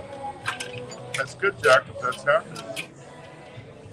I said that Warren said that they talked 8 hours a day. He himself said that he spent thousands of hours talking to him. And this is what they talked about. They talked about building a hotel. I'm not saying Warren's a good guy. I think Warren is 100% wrong. All I'm telling you is I went there. I know what I'm seeing. And I have witnesses. And all of us can tell you how nice we treated this man and how we invited him to eat and we invited him to go out drinking and do a little thing tonight. And the guy lied. He backed out again for the second time because he's a hypersensitive man that can't handle anybody having their own minds. Let's see you two come on over here and let's see how long it lasts. So, I'll believe it when I see it. I don't have anything against you guys. I think you know that. And I don't even have anything against him. I'm just doing to him what he does to everybody else. Listen to the Rich Pawang upload about Don C. You're going to fucking slap and slap and slap for an hour. A man that is just joking. He's just playing around. He never did anything. You're just an IT guy or you're just an insurance salesman.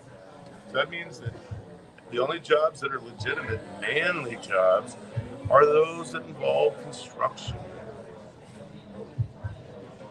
I mean, you got to be the dumbest person in the world if you don't realize that somebody has to fund those jobs.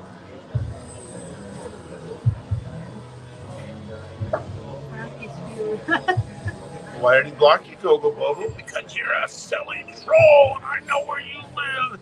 And if I see you say a word about me, I'm gonna let people know where you live. Well, I'm gonna agree with both of you. The Tangerine Man is unhinged, but he also can go up on people's panels. He can joke. He can be funny at times. He can live with a woman who has, it's been what? I don't remember how many years now, 6 or 8 years.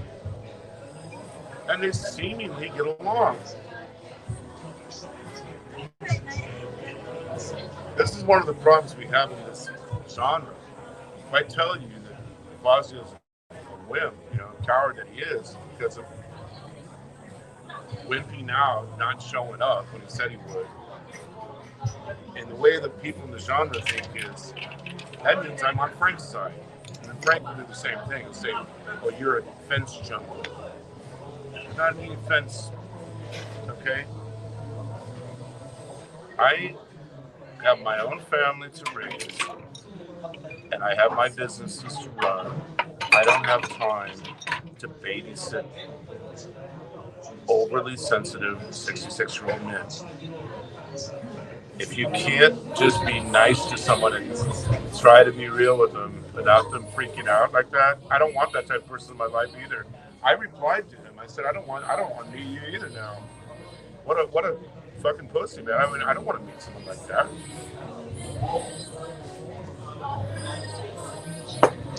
By the way, this is free speech. Free speech doesn't just apply to kooky people who say they're doing something but never have anything to show for it. Free speech is for all sides. So, knowing what a coward the person is probably going to go file a case. I welcome that case. And I will unleash everything I got if something like that ever happened, because you have abused and talked shit about people for years, and you've ginned up hate with people for years, just like the other guy does. Not as extreme as the other guy does.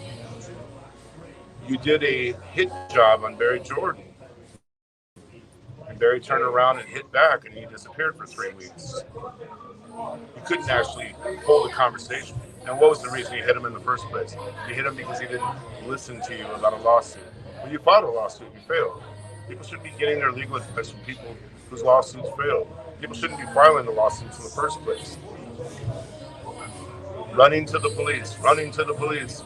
I want the FBI. I want to show you. I mean, the hypocrisy is overwhelming. For years, he talked about Allo, how Allo was the most dangerous man in the world. He was the worst person that ever lived. He brought emails down to the PNP and the NBI and said, this is the sickest guy that ever walked the face of this earth. And all of a sudden, bam, what do you know? Now he's the smartest guy on YouTube. It is. It's all fake. It's all fucking fake.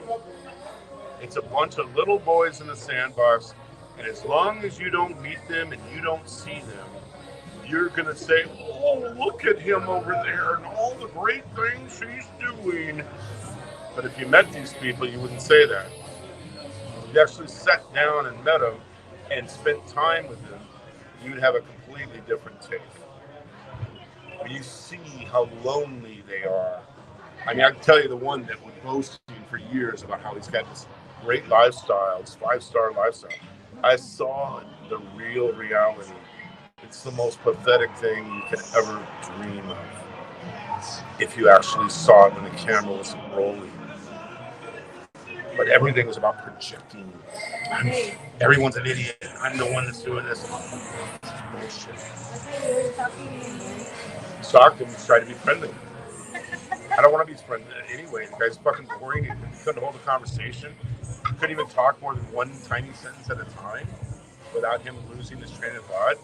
ADD out the wazoo. His only girls he can get is a ladyboy. They tongues. And then he blames being roofied. Somebody slipped him a Mickey in his drink. Come on, man. I mean, I've been drugged before too. It didn't make me want to go fuck another dude in the ass or suck his dick. But he didn't have the guts to just admit he's fucking bisexual or gay. They liked him. He's going to blame somebody drugging him. This is what these people do. They can't accept reality. Everything is someone else's fault. They're the victim. They're always the victim. They never victimize people. They never dox people. Of course, I have proof. I show it, and I will show this. When the time comes, push comes to shove, I have evidence that I was doxed by Fazio and Warren. Titty twister.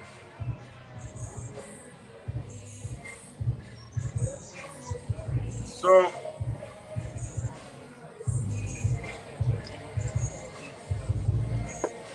here's the deal, man.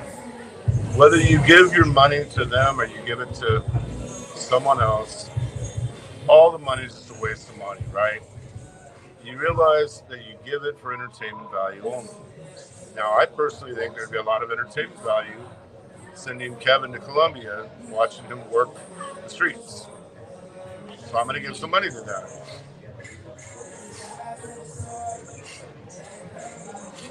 No, Fazio and Ricky was not just a show.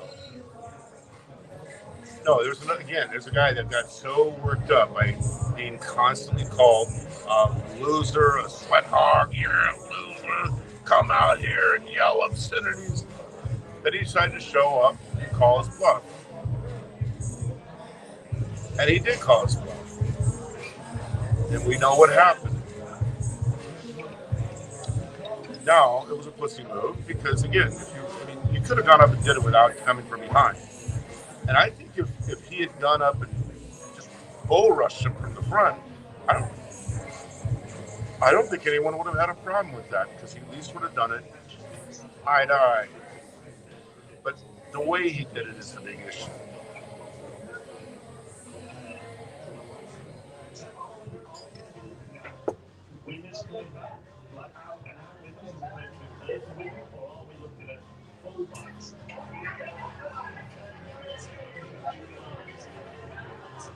That's so true, Ken McFisher. But I try not to flaunt any of that because I try to just show people different places and countries. And just I look at it as very normal. You know, I live here for a long time. I'm able to travel around all over the world. I'm in Netherlands again, starting in next year, and I feel blessed. Man. I feel fortunate. I don't feel like I need to prove, make people feel like small because I have more, nicer house. Or those thoughts never go into my mind. I've never thought that even once. What I do think about is, okay, I had, let's say I had 5 million in sales this year. I want it to be 6 million next year. This is my goal. I'm going to work harder and smarter and study more, whatever I got to do to achieve that goal. That's all I think about. Having a higher goal year after year is what helps keep me motivated. Making someone feel small, or especially somebody who's down on their luck, I don't get any pleasure out of that at all. None whatsoever. I want to point out something. I want to point out something to everybody. And I hate doing this, but I'm going to do it. We had the incident where there was about a week, 2 or 3 days worth of shows where Fazio was telling us all about his relationship with Mike Stone, the karate expert that was dating Priscilla Presley at one time.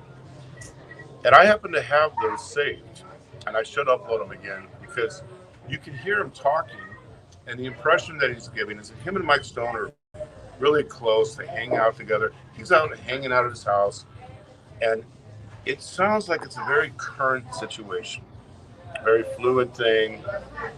And then Tangerine Man does some checking, ends up getting a hold of Mike Stone, and Mike Stone says, I won't let the guy anywhere near my house. I haven't talked to him in 3 years. He's got a lot of issues. Now, ask yourself, why did that original guy need to go on and tell you, I'm friends with Mike Stone? Why is that? So you'll think that there's transference, like Mike Stone is a famous karate guy, so he hangs out with me. Therefore, I'm a really good person. I'm a really powerful man because all my friends around me are powerful. Sorry, Charlie, that's not how life works. First of all, the story was false. It was a lie. Secondly, you can hang around all these very rich and famous people, but if you're a loser, it doesn't make any difference. You're still a loser. But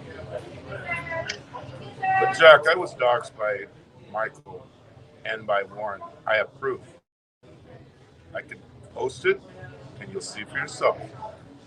There's certain things that came out that only one person in this world had access to, and that was false.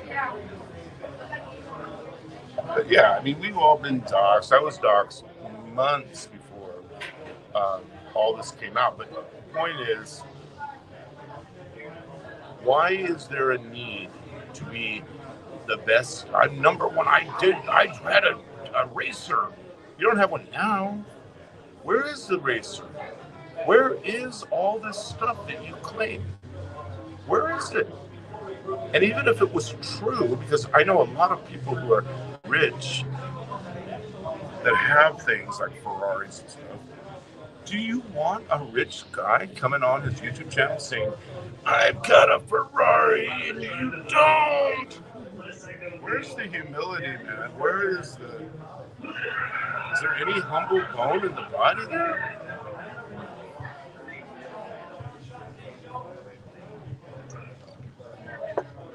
Oh, he has, but both sides have done it to him. Mike Stoner, is that the one from Fast Times at Ridgemont High? But you know that story, right, Nick? Because that was a big thing there. Something pushed it off the news. I can't remember what story pushed it away. But why would you get up and lie about your relationship with Mike Stoner? I want the people that are his best buddies, knowing Jack. Why would you need to completely fabricate a story and give an impression of something that's completely false? Now, what can anybody else do? Are you going to sit up and say, oh, yeah, he's a great man? I mean, come on. The level of deceit is off the charts. And what happens is because there's so much disdain for the Tangerine Man, people line up to the other guy, whether it's Barry or Quasio, so they can do the fighting for them. But you know what? In all the years that he's lived out there, no one's ever gone to his house and kicked his ass. And believe me, I've actually seen him one time. I never met him, but I saw him one time. And this guy is about 5'6" and weighs about 120 pounds. You can stuff him in your pockets. Yet no one had the courage to go knock on the door and kick his ass with all the bad blood that's out there. Why is that? Even the guy here that we're talking about spent all the time on an NBI case that was dismissed in a matter of seconds. Why don't you just go to Ben Tyan and knock on the door? Call him out. Keep knocking until he comes out. You're not going to get arrested for knocking on someone's door. You're not going to get arrested for shouting into the house, hey, hey, hey. Why would you spend your entire existence for years ginning up hate and doing show after show for someone who's not even worth 2 seconds of your time? I don't spend a second of my life thinking about the Tangerine Man. He contacted my work one time. They thought he was the biggest buffoon that ever lived. He wrote a note in crayons, left-handed. I mean, what does it say about us if our entire life revolves around a little Tangerine Man? And everything that we think and do is connected to him somehow. That sounds like he's winning. You really want him to win? If you really want him to win, just ignore his ass. Let him go away. But no one will go and actually knock on his door. I can tell you right now, I'm not even saying this in a bravado way, but I could kick his ass with one hand tied behind my back, blindfolded. And yet not one person in all this time has ever gone and done, at least baited him into a confrontation. Why not? Where's the tough guy in that?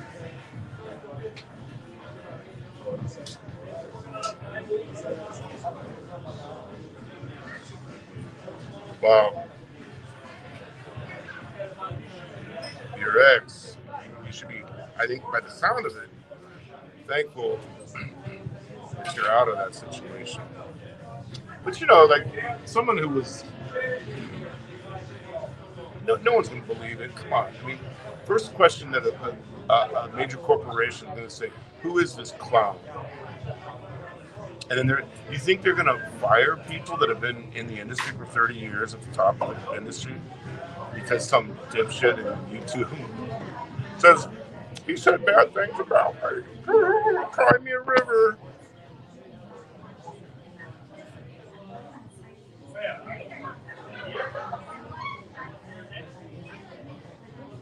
That is totally wrong. I'm not defending that guy, Jack. Guy is it's not worth anyone's time. He has no life. His life is to get everyone worked up and 24/7 on YouTube. But what's the difference if doxing is so bad and Warren and Fazio dox me and Ricky and Frank dox you? It's equally wrong whoever's doing the doxing. If you applied an honest, fair standard, you'd have to look at this and say, this is wrong no matter whoever does it. Just like his false accusation today that I shared sensitive information. I told people he wasn't broke. And we got along with him and his leg looked good. And that was sensitive. My goal there, I thought he might be dead or he might be hurt. And we went there to make sure he was okay. Simple as that. But we got along fine when I was out there, and so I said, hey, why don't you come for an interview? We'll do an interview show and people can get to know you. And he said yes, he was all for it. But then maybe somebody wasn't blocked on Kevin's show and said talked some shit. And I didn't see any comments, but I'm not going to walk on eggshells.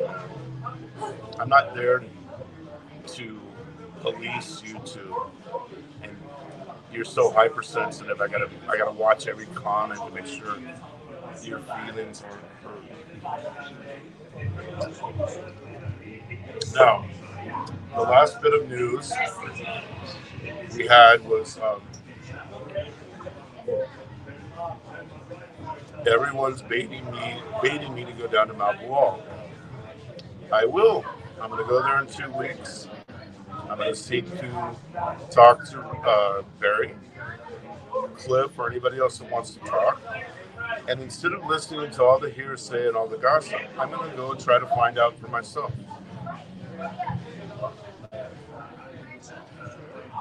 Because Barry has never done anything to me. I'm not against him. I don't know if any of what they say about him is true, because so much of it is self-contradictory.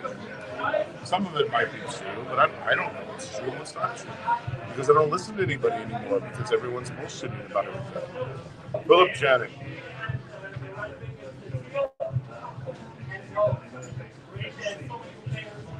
Thank you for stopping by, Philip. I saw your Burger King upload earlier. It was kind of funny. So,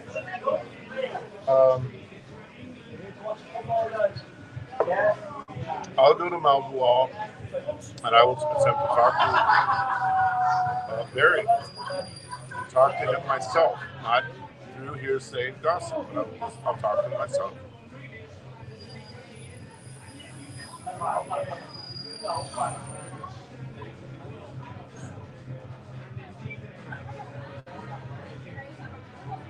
He is a little above. Here's the thing, though. This is my point. Nobody likes him. He can't show a friend either in a normal conversation.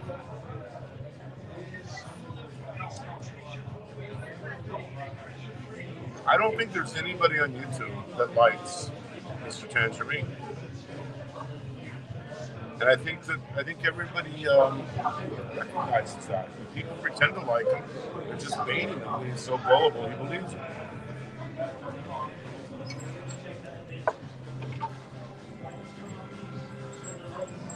But it's really irrelevant on the topic, because if you have one guy that's a total scumbag, it doesn't mean the other guy is not a scumbag because the other one's a bigger scumbag. I tried to be real and give dipshit Travels a chance, but he turned out to be the dipshit scumbag that everybody says that he is. He's a loser in every way. And I think time has shown that he is a loser. There's nothing about him that's admirable. Can't even hold a sentence, can't even speak a sentence without stuttering all over the place. The guy is a dirty, smelly loser that can only get ladyboys and prostitutes. We all know that. Now, that doesn't mean that the other guy's not a scumbag, maybe in a different way.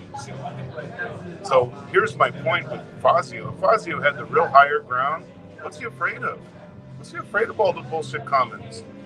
Why is he so sensitive? Why is he so sensitive? What's he need a crying towel? Ooh, let me get a little tissue.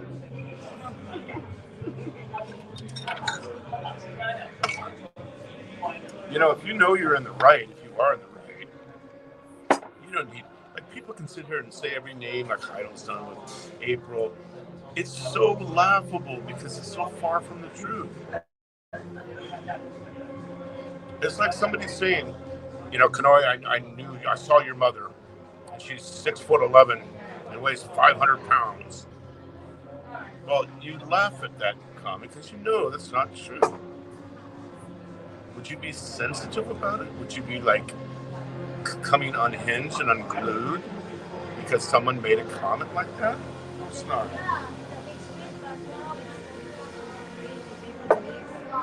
I want to know, and I mean this sincerely, I like you guys. I like Graham. I like Philip, Jack, everybody in here. But I really have this question. It's a real honest question. Why are you guys so obsessed with Frank Battaglia? Why is he so important? I mean, this has been going on for many, many years. I get it. Maybe it's boredom. And, you know, you start talking shit about somebody. And I think it's okay to talk shit about me sometimes. I encourage people to talk shit about me because, you know, we have to learn to have thick skin in this world. But this little tangerine man receives far too much attention. He is an insignificant guy, Mr. Glory Hole himself. Doesn't deserve the attention that everybody in the community gives him. If you want to look at it as a clown and you just keep it entertaining and laughing, that's fine. And by the way,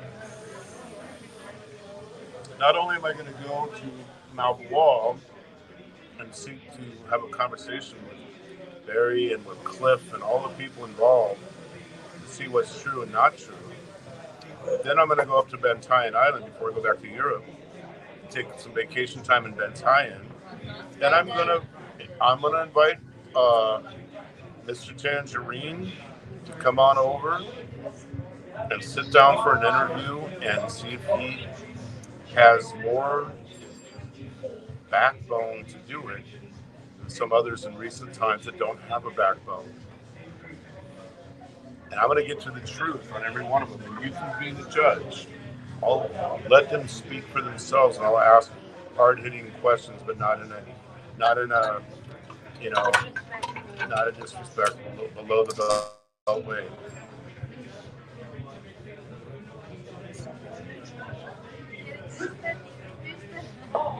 Huh?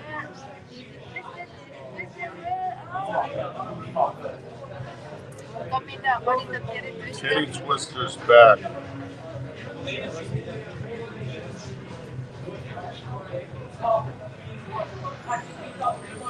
He does, John, 100%. What a hypocrite he is, right? He's sitting there saying, don't talk about my woman. He's talking about everyone's woman. I have a bunch of videos of him telling the whole thing about Biggie's harem came from him, and that April's the mama's son. What are we hiding? I got so much video evidence against him, it's not even funny. But what do you think people in the real world actually think when they see men doing that? They think they're just pitiful. Fucking pitiful little lady boy bios. That's what April just said. If a man actually saying bad things about the woman, like, he's a bio. It's a bio. He's a bio, yeah. Okay. Let her speak for it, right? I grew up to this thing that I always heard this one. I always believe this, that any man who actually said bad things against women is Bayo. Lady boy, so what can I say? Heard it there.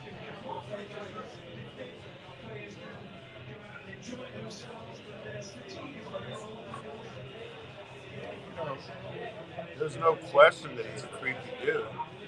Obsessed with other men's bodies, obsessed with a million shows against Barry Jordan. He did all the shows with Fazio before. And it's been going on for years and years. He's had problems with everybody. He had problems with Ruby, and um, I mean, there's so many of them you can't even keep up with it. But let me give you an example. I gave up dealing with him, let's say 3 years ago, 3 or 4 years ago. And once I gave it up and started focusing on work again, I had the best years of my life. When Kanoy left, when Kanoy in the Philippines left, he left YouTube. He had a big problem with his ex. And you know what he went and did? He rebuilt his businesses. He got a new woman who's fucking a hell of a lot hotter than the last one. And he's out partying like never before. So he fought back by focusing on real life, and he went and he won. He won. Now, if you don't like that answer, then why isn't people just going out with a bullhorn and saying yellow man or orange man or tangerine man, and calling him out and live streaming it? If they have that much anxiety, why aren't they doing something about it? That's my point.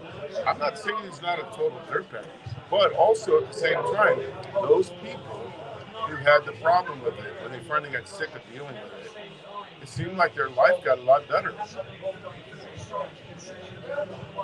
I can tell you that Kanoy's life is drastically better in 2000, headed into 2013 than it was headed into 2020.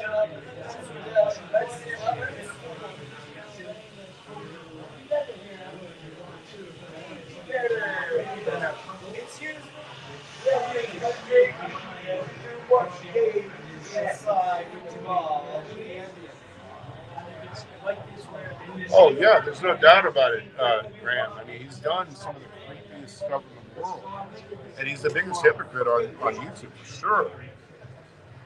Guys, I mean, it's the epitome of hypocrisy. But you either have to go take action, or you have to walk away. But to continue to, talk, let YouTube be the court of it, it's well established. That, I mean, there's channel after channel after channel after channel that attacks him 24 hours a day. So there's no question that he's getting the coverage. You see, he likes that. He's like a typical narcissist. The only way to truly deal with him is to take the oxygen away. That's it. You're right, leader. I mean, it's an attention thing, and he knows how to push people's buttons and go for it. But in real life, I mean, let's be honest. I know I'm a Sasquatch, but in real life, somebody like him came up and was talking shit to me. I fucking flick him away like a fly. I mean, it's more of an annoyance than anything. So that's it, Kanoy. You're doing better. You're doing awesome. Even medically, you're doing better. Yeah, whatever medical things, and once we all went through COVID, I mean, things get better. Don't let a tangerine man take away your joy in this life.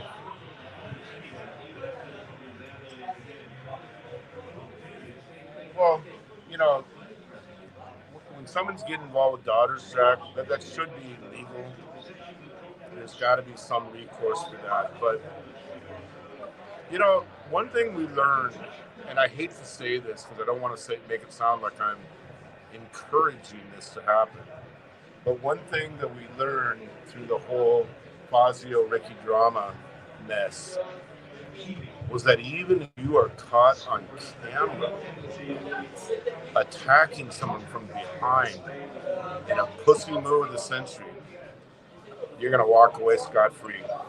They're not going to do jack shit about it. And they didn't. Got a little slap on the wrist. So with that said, people have a real serious issue. And I think people should confront it. I don't think that anyone's going to do anything for knocking on someone's door. I don't think anyone's going to do for someone to call them out, especially if it's on a live stream, to see how tough that person really is. Now imagine if I'm sitting here telling you all the time, I'm 6'7", 300 pounds, I'm a big Sasquatch. I'm a tough guy, I was a kickboxer, a boxer and kickboxer up to my late 30s. I can kick anyone's ass. And then somebody comes up here right now and confronts me, I'm like, oh, don't hurt me, please. Oh, store owner, call the police. What are you going to do after that incident? You still going to think I'm a tough guy? No, you're going to think I'm a pussy. That's a pussy move.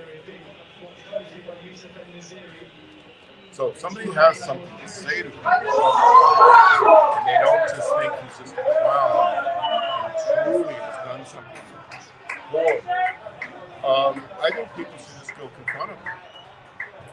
Just say, hey, let's get it on, buddy, right now. And let him call the police. Because the police aren't going to do anything if you showing up. If you show up and you attack somebody and you hit somebody and you do violence, of course you're going to get in trouble. But if you just show up and you call them out, I don't think that's illegal.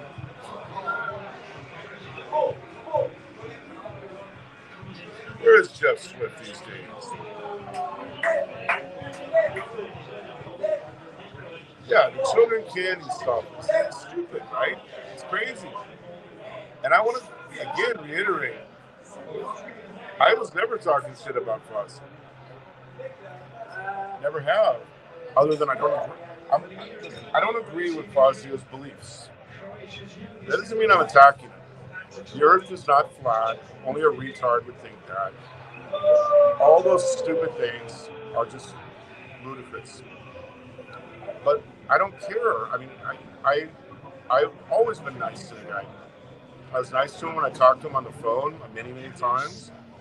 I walked away from it all, but I tried to be nice to him. See, things have to be reciprocal, not just one person doing all the effort. Oh, no question, Graham. I mean, the attack on him was the biggest pussy move. He could have been killed. If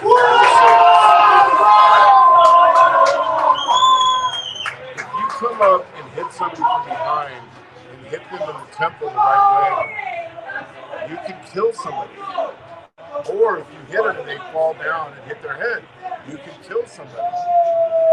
People should go to jail for years for doing that move. But we saw it on video. And what did the guy get? 4 days and a slap on the wrist.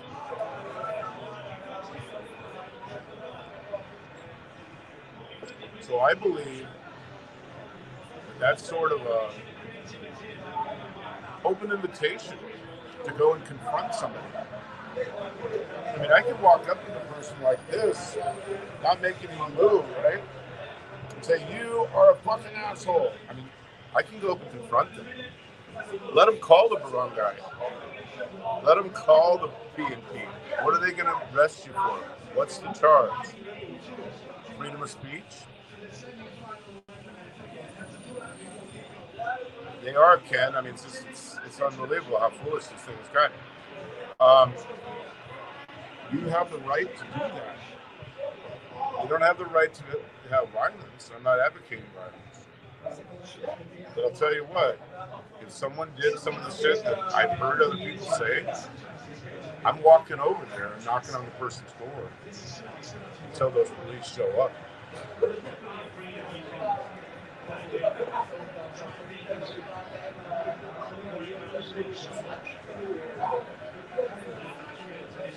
Even the size of Buzz, yeah, I mean, that's what I was worried about.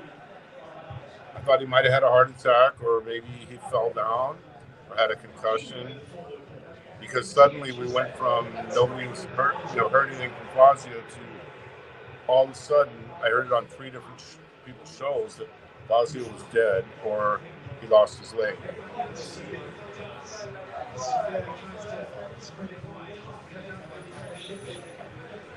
That's right, Heidel. You're coming around. Of course, April grew up in the streets. She had a lot of fights with boys back in the day. Okay, see you later, Heidel. Say hi to the dealer.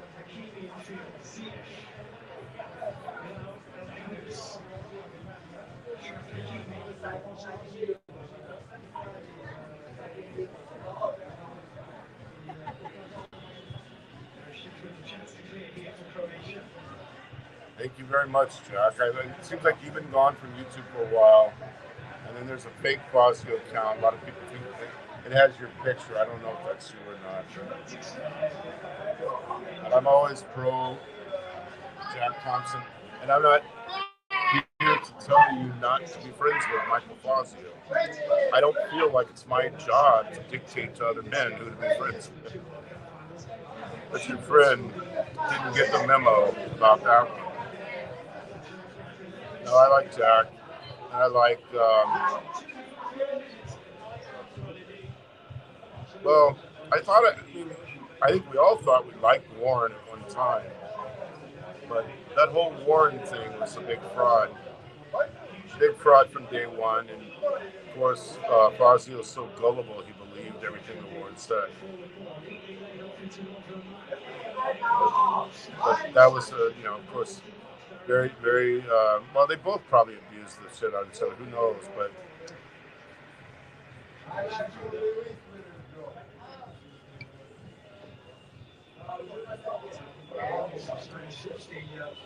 oh, see you, Tim. Well, okay, so here's a great example. Idol starts out bullshitting and then ends up being nice, right? We don't have to go, oh my gosh, I'm going to long form Heidel and I'm going to block her. And, sometimes the best way to deal with trolls, whoever is listening, is to play with them and to make fun of them or to, just talk to them. Because what happens, and this is what Fazio doesn't understand.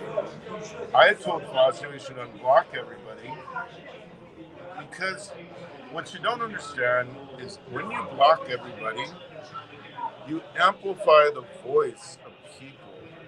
So let's say I block Heidel. Heidel's got 150 stock accounts.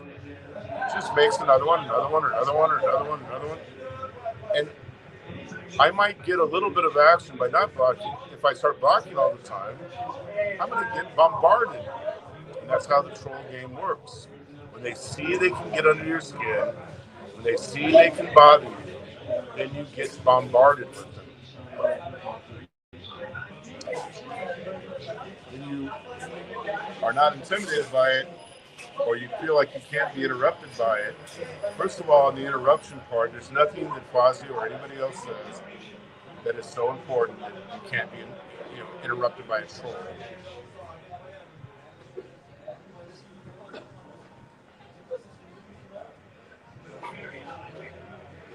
Oh, I kind of felt that way too, but Hanoi, I felt that way. Something about it didn't seem right to me. Like the whole hotel, he's going to have the Warnage Pavilion. Where's the money? Where's the money? Where's the money? Why would somebody do that without going there first? If you had all that money, why didn't you go there? There were so many things, but then he was dying of cancer. He was the darling of everybody in YouTube, right? So you just kind of went along with it. Oh, yeah, they won. But here's the reality of what it was. He was a desperate and lonely man, and this is what YouTube should focus on. That there's a lot of lonely people out there, a lot of lonely people.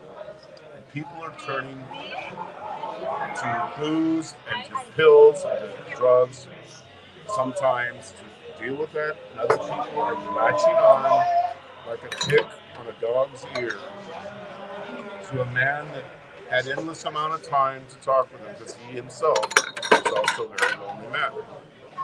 So now you have two guys that are in the same boat, and it takes on a life of its own. One way to fix it is to have relationships with people in real life. Not relationships that mean you're walking up to a security guard, but real relationships. Have real relationships with, date somebody, and whatever family you still have, try to strengthen those relationships, and then that has a way of, tamping down a lot of the oddball stuff. So you have one guy that's a shut-in and another guy that's a shut-in, and they lock horns to be best friends. Neither one of them is objective anymore. You? How about just two more?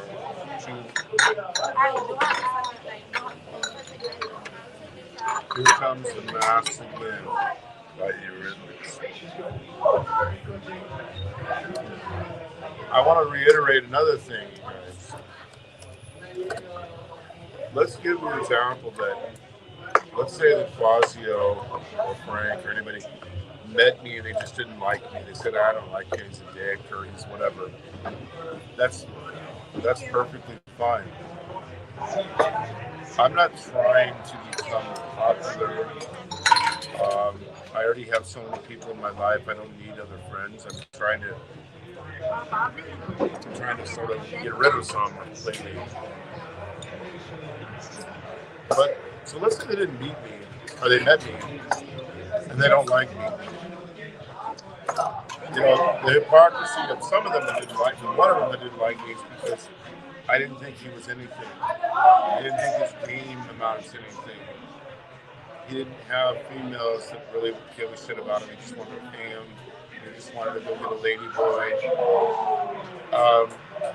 If you're a guy that's successful and you're working and you have a family, you are not going to be popular with that type of vlogger. It's that type of vlogger lives and dies for lonely men who live vicariously through them. I lived here for 10 years of my life. I don't need a vlogger to tell me anything about the Philippines. That's not, so I'm a very big enigma. I have a family, a wife. I show my face on cam. I show my family on cam. I'm an enigma and an oddball in a community that has very few people that are like me, and there's a certain type of person, and that dipshit who didn't like me is because I didn't fit the type of guy that he needs. He needs an easy person to dominate and control. Somebody that e-begging. That's why all his friends are e-beggars, because they look at him, oh, you make $5,000.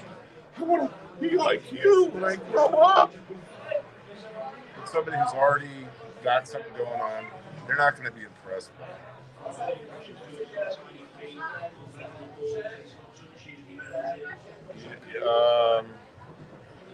Short hiatus from YouTube because of work, of course. When I was out on my trips, I was out gone for months, and I was working 16 hours a day, and I was in one country one day, and another country, another country, another country. I was all over the place. I didn't have time to do YouTube. Every once in a while I did. I did a stream from, I think, Abu Dhabi. I had time. I did a couple in Amsterdam. I try to throw them in when I can. But if push comes to shove, YouTube's the first thing that goes overboard. So yeah, if you get busy, of course, YouTube's going to be gone.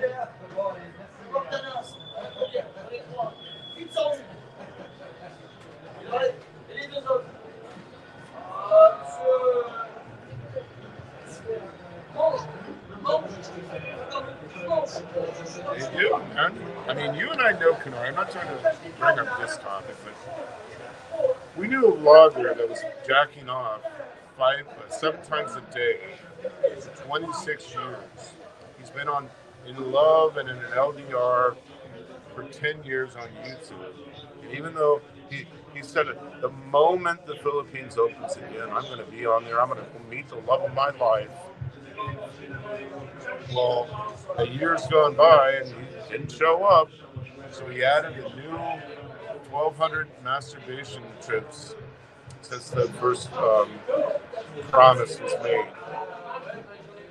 This is not how you live your life. And if you're going to live your life vicariously through people on YouTube, which is a big mistake, find someone who's got 1 million subs, 1 million views, that's making 10,000 a month.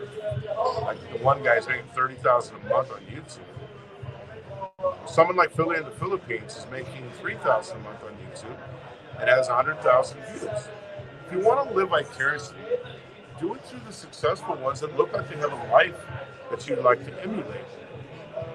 Now, can anybody truly say that if I hooked you up to a lie detector test and pumped you with sodium pentothal, could any of you actually say you want to live the life of any of these guys that we're talking about? You want to live the way they live? What? My mother would disown me if I lived the way they live. She'd say, "Where did we go wrong, Eric?"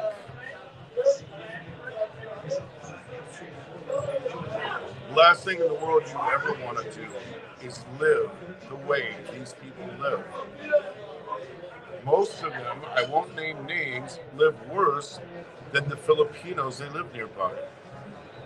Much worse. What is honorable about that? Why would you want that? I thought everything about life was getting an education, about growing and going up the ladder. You know, you start off with a condo or a starter house. You sell it, get the equity, move into another one. And most people do 3 or 4 moves by the time they finally settle down in their last house. They're climbing up. Income goes up. They get a promotion. That's what life is supposed to be about.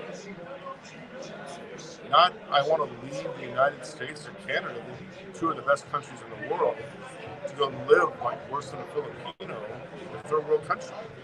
What is admirable? Why should we look up to that? What is there to look up to? It speaks more of the people who are following those people, that they must be just almost paralyzed with some kind of mental problem.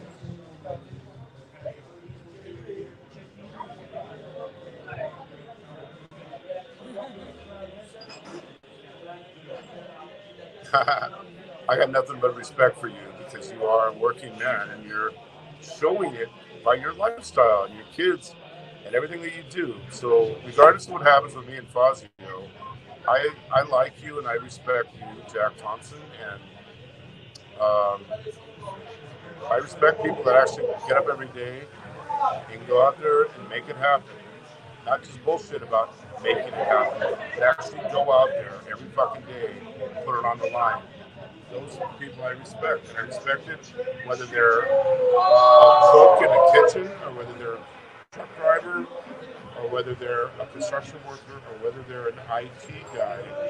I still respect it because with all the deadbeats that we have that are on government assistance, we have to have people to pay the bills.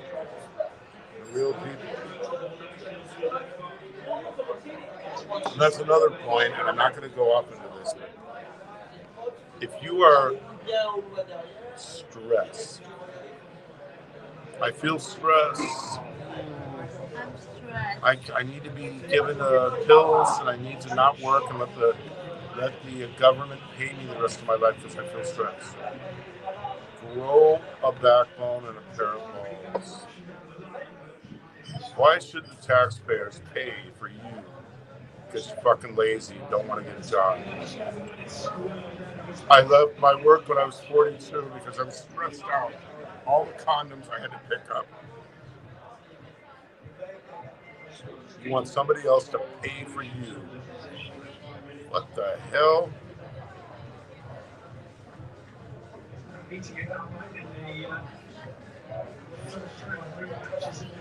And if you're living up to that expectation and she's happy with you and you're happy with her and your business is going great, it's fucking awesome. Now, when somebody gets legitimately hurt, like Kevin did, got a bolo to his head, we should take care of people that are hurt, like legitimate. But you know as well as I do, most of the people, or a good portion of them, are gaming the system. Because, here's the other one. These same scumbags will attack a guy like Nico's experience. Why do they attack him? They say, oh, you have a face that has these pock marks. No woman would want you because of this. The guy had a bomb that exploded in his face in the line of duty.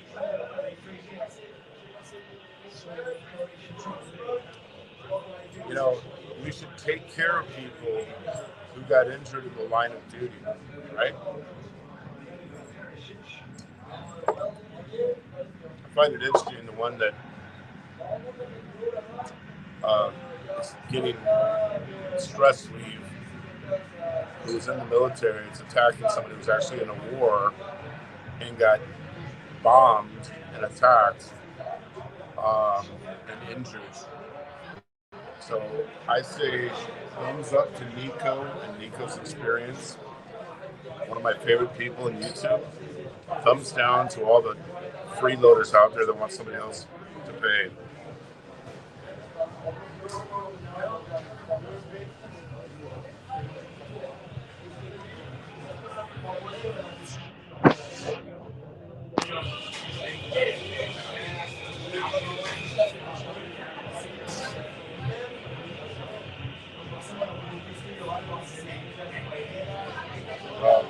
I don't think it's going to last much longer either, John. I don't watch it. It's pitiful. The guy's a loser. The guy's really the biggest loser. I mean, let's say before this week, of all the people I've met, the one that just seemed pitifully down, pitifully an empty shell, of all the people that I've met in my life, I would have to rank him as the biggest loser of all of them.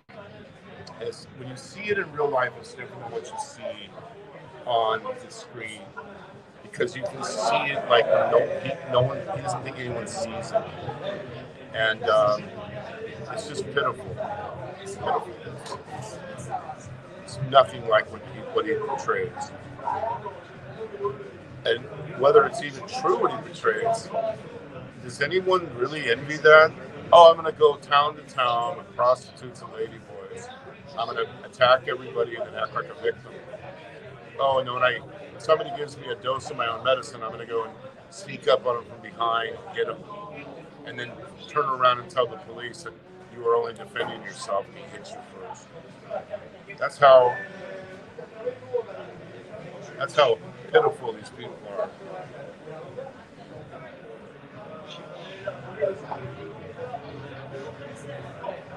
On the blackjack button. Yeah, you guys, if you haven't done it, try to go look at Kevin's show. See if I said something that was not complimentary toward Mr. Sensitive.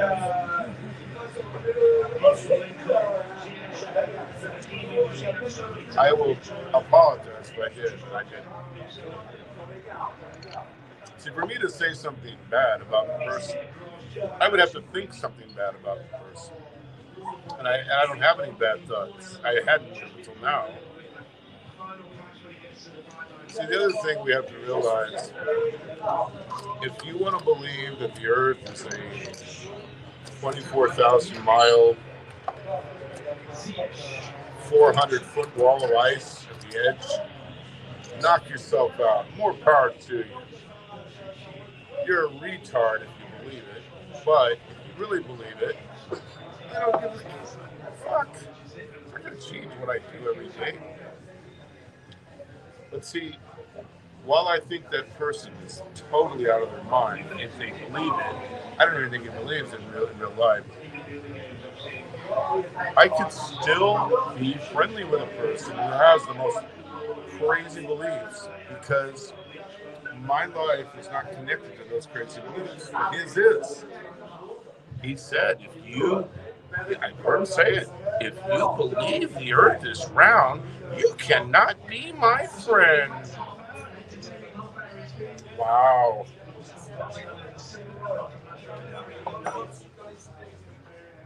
Do you guys do that? Do you pick and choose your friends, whether they believe the earth is flat or round? I mean, that's like retarded beyond belief.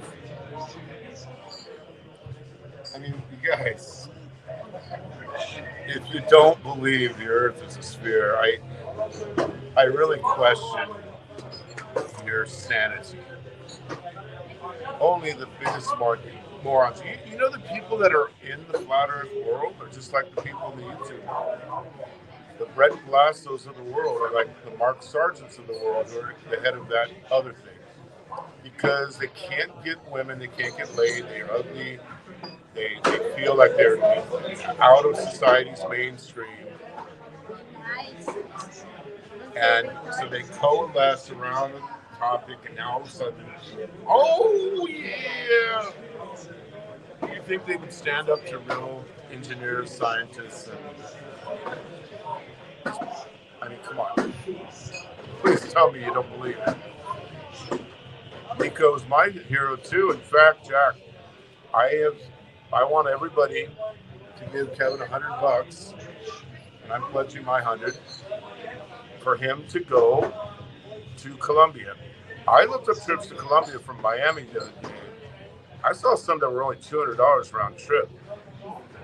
So I think if Kevin can raise about $1,200, he can go down with Nico, and Nico offered to let him stay there for free. And he would let him sleep in his place. He would pick him up at the airport and introduce him to hot Colombian chicks right and left. Now, if Kevin doesn't go forward with this, I'm going to be questioning his sanity too.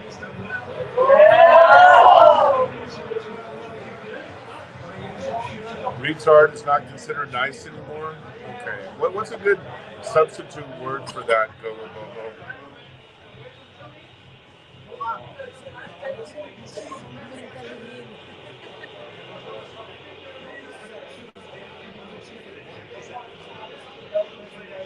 Well, I know I probably shouldn't use that word, but we use that word when we were growing up. It is a bad word, I guess. But you know what I'm saying. If somebody truly believes there's a 400-foot ice wall guarded by NASA, I did the numbers on this the other day. I actually calculated it. You'd need about 3 or 4 million troops to guard it. Where are all these guys, man? Who's funding that? You don't even have any people in the entire U.S. military. None of them cracked. So the Vietnam vets cracked about the Gulf of Tonkin, but the 3 million ice wall warriors, none of them are talking.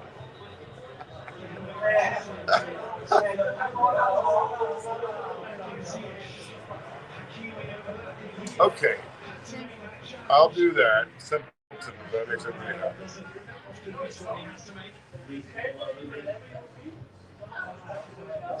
Slow in the head. I like that. Okay. How about the word moron? What'd you say, Arcelia? We're always looking for sensitive alternatives in this PC world that we find ourselves in. I was cancelled by Michael Fazio. You're done. On December 16th, is it? 17th. On December 17th, 2022, Michael Fazio canceled Big E. Aww.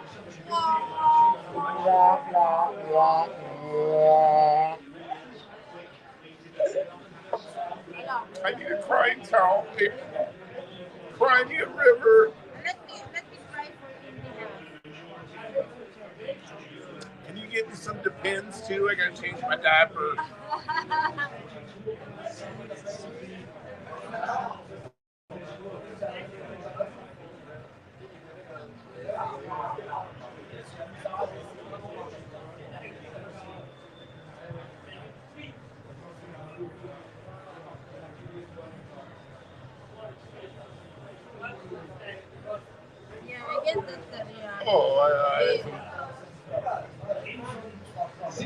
You live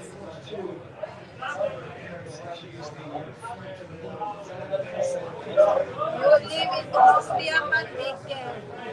Oh, I trust him more than that guy too. I did a live stream last night. You guys can come on here. People question me over my uploads about Fazio. I said, and he said I exposed sensitive information. My sensitive information was, I said he's not broke. He has a ton of equipment there.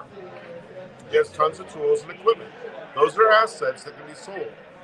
And if he sold everything, he would have a minimum of $100,000 or more. That's in equipment alone and tools. So I was trying to tell people last night on my show that, don't feel sorry for the guy. He's eccentric. He's maybe the most eccentric person I've ever seen. He reminds me of the lady that saw the report that had 192 cats living with her in her Beverly Hills mansion. There are eccentrics out there that do weird things like that. But I totally support his right to live that way.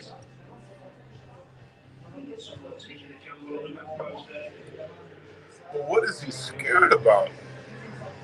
Go Bobo. What in the world is he scared about? You see, I didn't do what they did, what happened before when I snuck up on him. I saw a Christian, Christian. Christian called the police, that Christian. And I said, is Michael there? I mean, is he alive? Is he okay? And he said, yeah, he's in this place. And so he went and got him. He called him. I didn't want him to feel threatened or like he's going to be.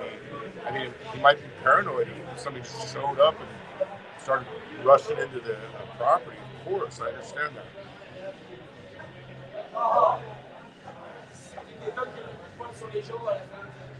Okay, Kevin, $400 round trip from Nashville. And you can go down there and bang bitches for 10 days? Get the fucking thing booked right now. Get John Baker to give it to you. I'll kick in some money for you. Everyone will kick in money for you, dude. You need about $1,000. You need some money to do some of the other things. But I'm 100% serious, Kevin. If it's only $400, book it. Try to book it in the first week of January. It's probably going to go down a little bit. If you can make it on $400 and you need a couple hundred, few $200 in spending money, book the trip, man. Just book it.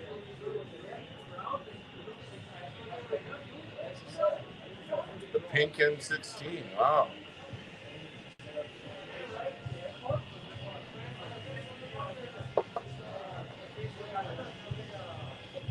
I do believe that, though, Bobo. I think that's why he doesn't want to bring. I think that's why he didn't show up to go dancing. I think that he doesn't want people to know what is very, very obvious when you go there. And I'm not here to tell you anything private, secretive. But if you actually go there and see it, you would have a different opinion than you have right now, and there would be a level of shock. But with that said, I never bought any of it. When somebody's really super successful, they're not living that way. I mean, I knew that years ago. Saying that you had a digger and a racer and stuff like that when you were 20, 30 years ago means absolutely nothing. It's all about how you are now, not what you were like when you were 20. So I never bought any of that stuff. But I do agree with Jack Thompson in that if that's what he wants to do and that's what he wants to live, then that's his prerogative. And who am I to judge it? Kevin will never go to Colombia. He's happy home. Is that you, Frank? I mean, seriously. By the way, Frank, how many stock accounts do you have now? You've been running wild with your troll accounts. Well, I'll tell you what, Frank. $400. I think that between all his friends, he can raise $400. And I think he can raise a hell of a lot more than that. I think a lot of people will also chip in, $10, $20 type of thing. and then he will have a host that can show him around. Nico. Nico made the offer. He should call on that and go there.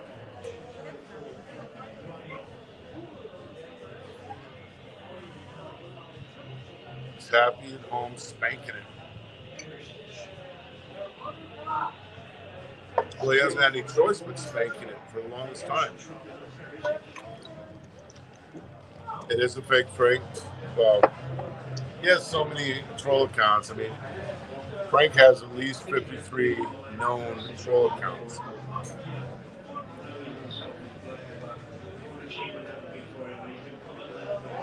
Why would you help an overweight man get some tail?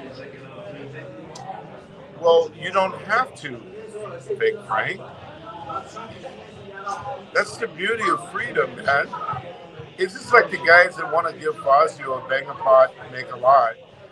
If people want to spend their money and say, okay, here's $100, Fazio, bang a pot, that's their fucking business. People should have the freedom to give it anywhere they want. Now, if you don't want it, then don't give it. But come on, Big Frank, wouldn't you love to see Big Kevin in Colombia with bitches on his arms?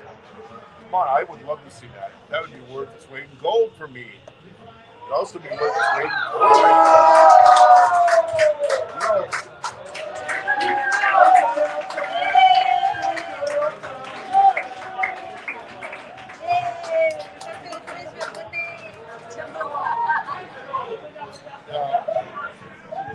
Let's look at this realistically. How many of you have ever been in a situation where you had sex every day and then suddenly it stopped for years? Think about it. You're fucking like a wild animal every day of your life, and then suddenly the spigot is turned off and you can't turn it back on. That's what he's been through. So I don't think it's any small wonder that he might want to go and, have the real thing instead of, working it. Except that fist is big, isn't it?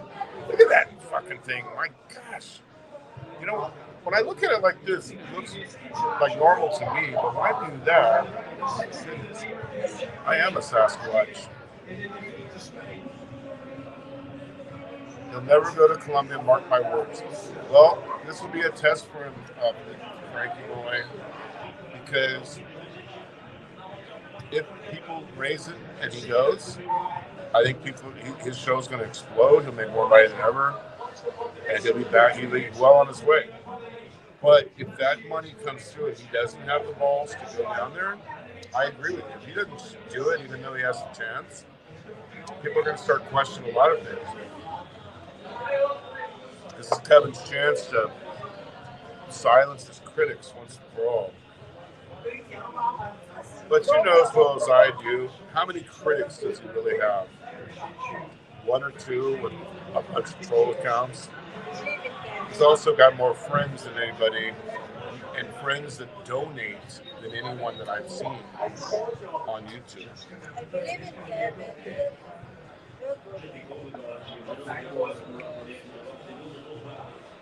Go, Kevin! Go, Kevin! Go, Kevin! Yeah, head over to Colombia and get it done, man.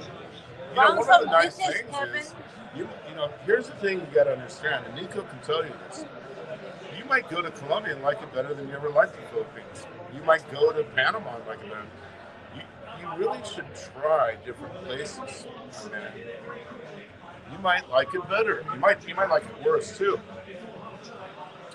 I've been to a lot of places that I like, and I've been to a lot of places where the girls are fucking hornier than hell, like Saudi Arabia. Saudi girls are the horniest people you ever met in your life. Same thing with the Jewish girls and Dutch girls. There's a lot of that. You don't have anything to prove to anybody, but this is your chance to. Dude, if you're sitting there with hot Colombian bitches on your arm, what are they even going to say to you anymore? what will there be left to make fun of? You've lost a lot of weight, you're getting in shape, you're getting healthy.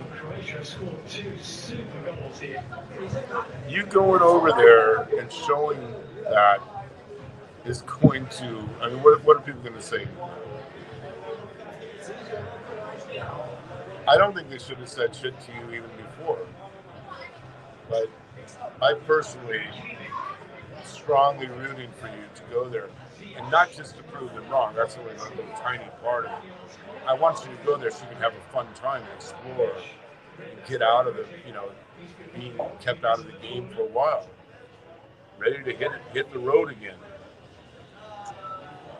And I think this can be a template for future. When before you end up retiring, you might be able to take some of these smaller trips, see how you do, see how you handle,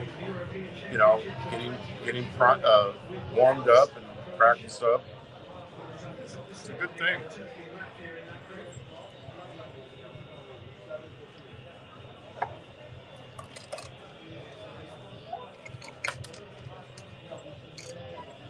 All right. Well,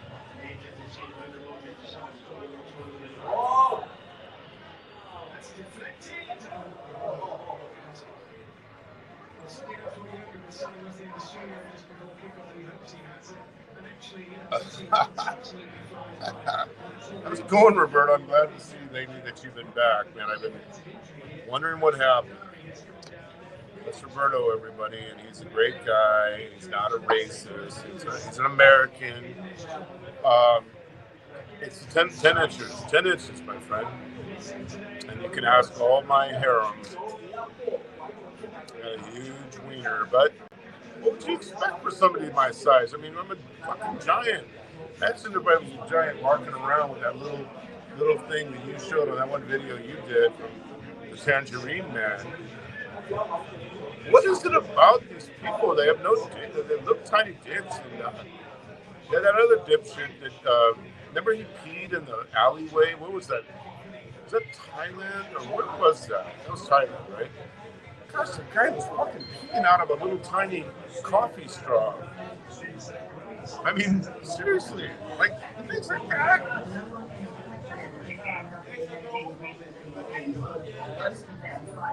Oh, it's good, man. I hope you make a lot of money. I'd like to see everybody making a lot of money. So, I think we beat this one to death. I think April's getting tired of waiting now, right? Say hi to Roberto. Say hi to Roberto. We're here in Bohol, everybody, at this Irish pub. And we've pretty spent ourselves out. I mean, we did the Chocolate Hills tour, the 9 stops, the Mirrors of the World, the Big Anaconda, Tarsier Monkey, Butterfly, etc. I went to chocolate here. She's totally worn out.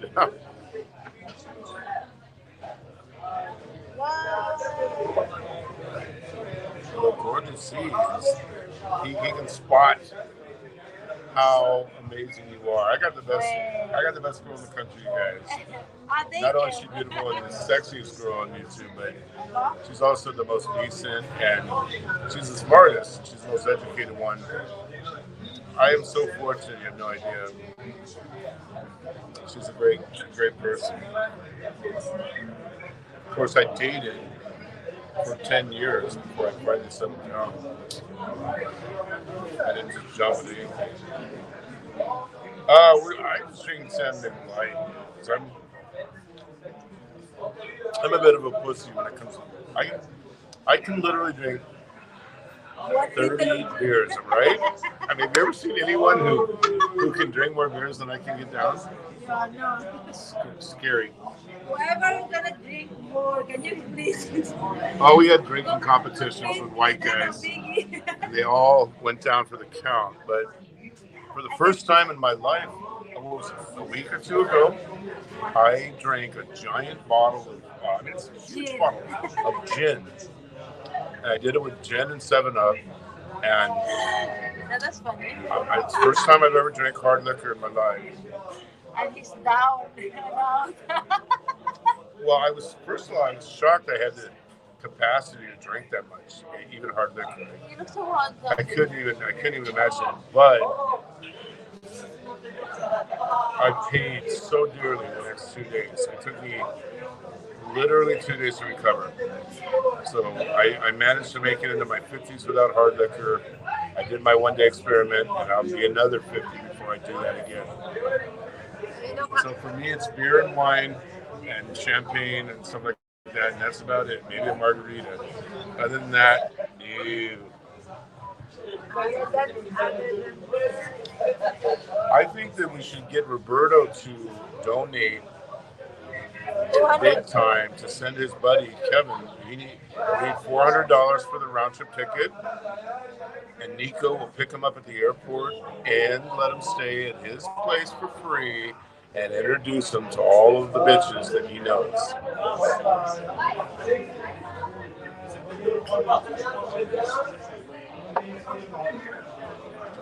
What is that? I've heard that before. Oh, no, I know what that is. That's some beer. Yeah, no, I have had that before. Where is that from? That's from Amsterdam, isn't it?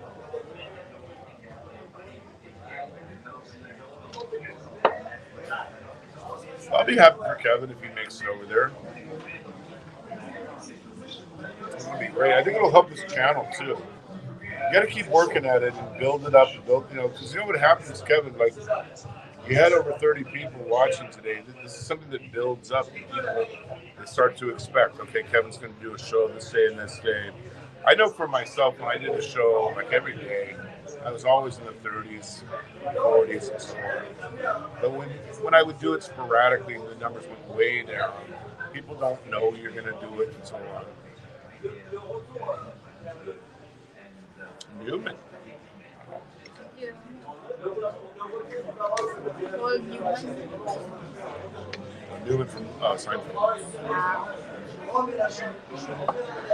All right, so I'm going to recap here because we got to get going. I don't think April's going to last much longer. Here's the recap. I was canceled by Fozzie. Why? Because I was on Kevin's show and somebody talked shit about him or Daisy May. Of course, I didn't see it. And he said I shared sensitive information, which was a lie. The real reality is I didn't have the guts to sit down and have a civil conversation with someone who's doesn't give a shit about his digger and his race. Okay. That probably never existed. So I was canceled. He never wants to deal with me again because I went on a show. And if you go on that show, we're going to cancel you because I'm a left-wing liberal. It's like all other liberals, they want to control people. And I'm not controllable. I'm not going to let a vlogger control what I say and what I do. Simple as that. Richard Lee Rogers, you've been marvelous being the co-host there, lady. Keep it up. So the feedback has been, oh, that might be true, but the Tangerine Man, he's even worse. Okay, he might be way worse. But see, nobody likes the Tangerine Man. Everybody who pretends to like him is just baiting him. We all know that. But this guy here in Bohol is obsessed with the Tangerine Man. And every move is made to try to deal with the Tangerine Man. So I'm also going to announce one more time that I'm going to hang up here in a minute because we got to get going. I did my best. I was nice to him when I met him. I invited him for dinner and to go to the bar here and do a show. He agreed, and then he wimped out at the last moment. He did the same thing to me in Cebu City. I had 21 or 22 people that were coming to meet him, my harem, and then he pushed out last minute. So it's so tiring how tough and bravado, but when you meet them, it's nothing. So I'm not going to disclose any secretive things about Fazio. I'm not going to, and I'm not going to devote my life to hating the guy.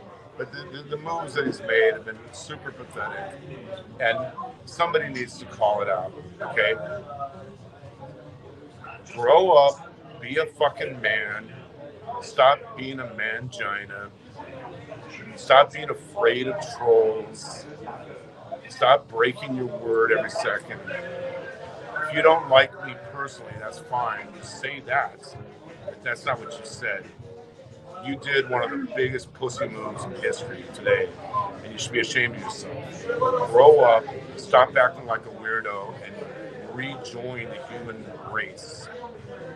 For the Tangerine Man, I mean, come on, the guy's a joke. Nobody fucking cares about that. It's pitiful beyond belief.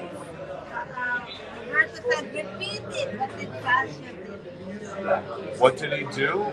You can look at my uploads yesterday. I met him. I thought he was sick because everyone was saying that he died or he lost his legs. So we stopped by his place, and I did an upload, and we stayed with him for about 30 minutes visiting. And I had no intention whatsoever to cause any harm to this man. I invited him the next day. Well, we were going to meet on Sunday to go fly the drone and then go out to have pizza. But then I suggested, why don't we do an interview? Because I got so much positive feedback from my upload on Fazio. I had so many people that say, wow, you really made him, you humanized him. I have a better feeling about him than I've had in years. I heard that on my show that I did yesterday, my live show, from almost everyone who commented. Some people said it was the best upload they've seen in years. So, dealing with that, I said, okay, why don't we just do a regular interview? You're sitting on one side, I'm sitting on the other, like something like this. Okay? And we're going through your life story. What brought you to the Philippines? Why did you choose the Philippines? What was it like? Just a bio type thing. And then, ask for updates on, whatever he's doing and the drone and how's it going with Daisy May, all that type of stuff. And letting the audience interact with him and letting people see him drinking a beer or so and just being a regular guy, having a conversation. You can't do that. You can't do it. That's why we've never seen him do it. We can't see a video where he's like, oh, you're a monkey and you are, You won't find regular conversation in any videos that are up there. It's always some out of control, larger than life type of deal. But I don't operate that way. I deal with people every day of my life in the business world who are 1,000 times tougher than anybody on YouTube. And we sit down and have normal conversations. It's part of life. So he wrote me an email saying he's blocking, he doesn't want to ever meet me, he doesn't want to deal with me, I'm bad, and how could you do this to me? I don't want to see you tonight, and I never want to see you again. So I said, okay, since you doxed me before and threatened to release private communication, I'm going to do a show and let people know why he didn't show up. I had the show set already. I'll be doing an interview with Michael Fazio. So I'm going to let people know the truth. I'm not going to tell his secret information, but I'm going to tell the truth about why he didn't show up for the interview, just like I hid it before why he didn't show up for the time he was supposed to go with us dancing. See, he can't show a video of dancing or singing or meeting people in a normal fashion. It's always got to be some over-the-top bunch of bullshit.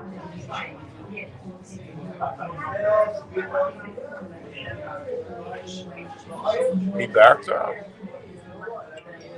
But the reason he backed out started out with he backed out because I revealed sensitive information. Go back to the Kevin show and listen to what I was on early in the show. I didn't leak anything. It was all positive, and I was all very upbeat, positive. Later on, he sent a follow-up email saying that it was because there was trolls there. What would I do if people were trolls that said shit about April? Well, I've had that happen a million times, Fazio. I think I'm going to lose a bit of sleep. She's the best fucking girl that you'll ever see in this country. She's the most educated and the most cool, upbeat. Everyone loves April. I've never met anyone that knows her or met her that didn't love her the minute they got to know her. I'm so fortunate to have her as my wife. I mean, I don't deserve it. And I've had people like Heidel and others talk shit about her. Do you think it's going to make me get all bent out of shape and lose sleep because you said something against a person who is the coolest person in this country? I know she's the coolest person in this country. I know what other people say about her. I know what she was like when she was still working. I know what kind of mother she is. Some idiot that says, "Oh, April, fucking whore," or whatever. I don't care because they don't know her. How pathetic is the man that says something like that about a woman?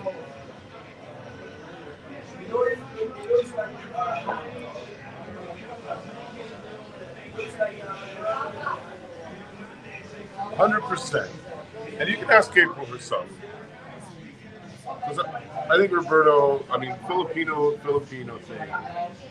What was it like when we went there? Was it friendly? Yeah. It was another way, Why did we go there in the first place?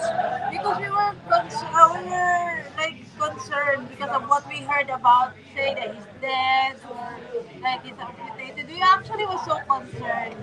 And then I myself I said like, why don't we like? He said like, yeah, I do agree when he said like, what do you think? I said like, yeah, I think it's so sad if Michael Fazio like we're so concerned. Like, what happened? What if he's bedridden? No one sees him. So like, yeah, no. It was actually your idea.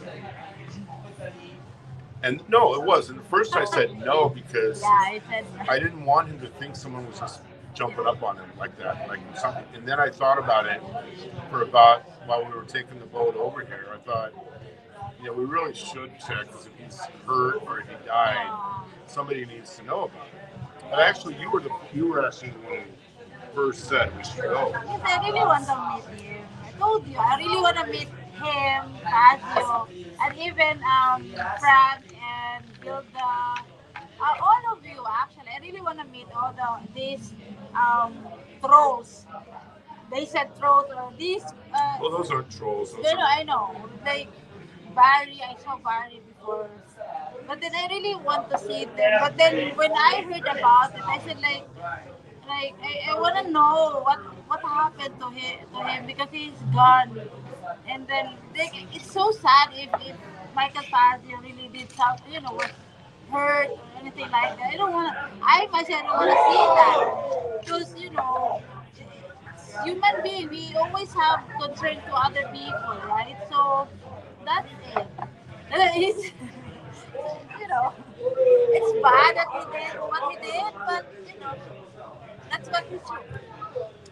Well, this is what paranoia brings. When you're a complete shut-in, isolated from the world, and the only people that you have are knuckleheads like Warren H. that are your friends, and you get paranoid and you think everyone's out to get you. This is what happens. But I would never go out to get anybody. Yeah. I'm more. I'm just too involved with life to worry. I want to remind everyone as well. I've lived in the Philippines off and on for 10 years of my life, and 8 years straight at this juncture, and I've never had even one tiny disagreement with a male Filipino, and I know tons of them. I've never had any bullshit, not even a slight disagreement with anybody since I've lived here. Somehow I managed to function without calling every guard stone stupid, without calling everybody. I mean, so between that and the business world, somehow I'm able to function, plus being in a happy marriage, and those who didn't like me were usually some of the most fucked up people that ever lived.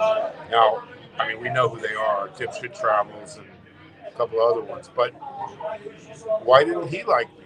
He didn't like me because he couldn't control me. And at the end of the day, this is all about controlling people, trying to get them to do what they want me to do. And I'm not going to follow a bunch of fucking vloggers. I mean, I don't respect it enough to follow it. So that's the story in a nutshell. I'm not going to talk about this again after today, but if Fazio decides to go on and distort the record and start to do what he threatened before, doxing, I'm going to dox too. I have a fucking mountain of information. I hope he will do. I hope he just lets it go. Yeah, Swallow your pride, let it go, and change. That change isn't going to come through me, because I'm washing my hands of it right now. But I hope that you stop acting like a weird, fucking oddball knucklehead. Just learn how to treat people the right way, and learn how not to be paranoid. Okay, you're an eccentric knucklehead whack job. That's how you come across by doing what you did today.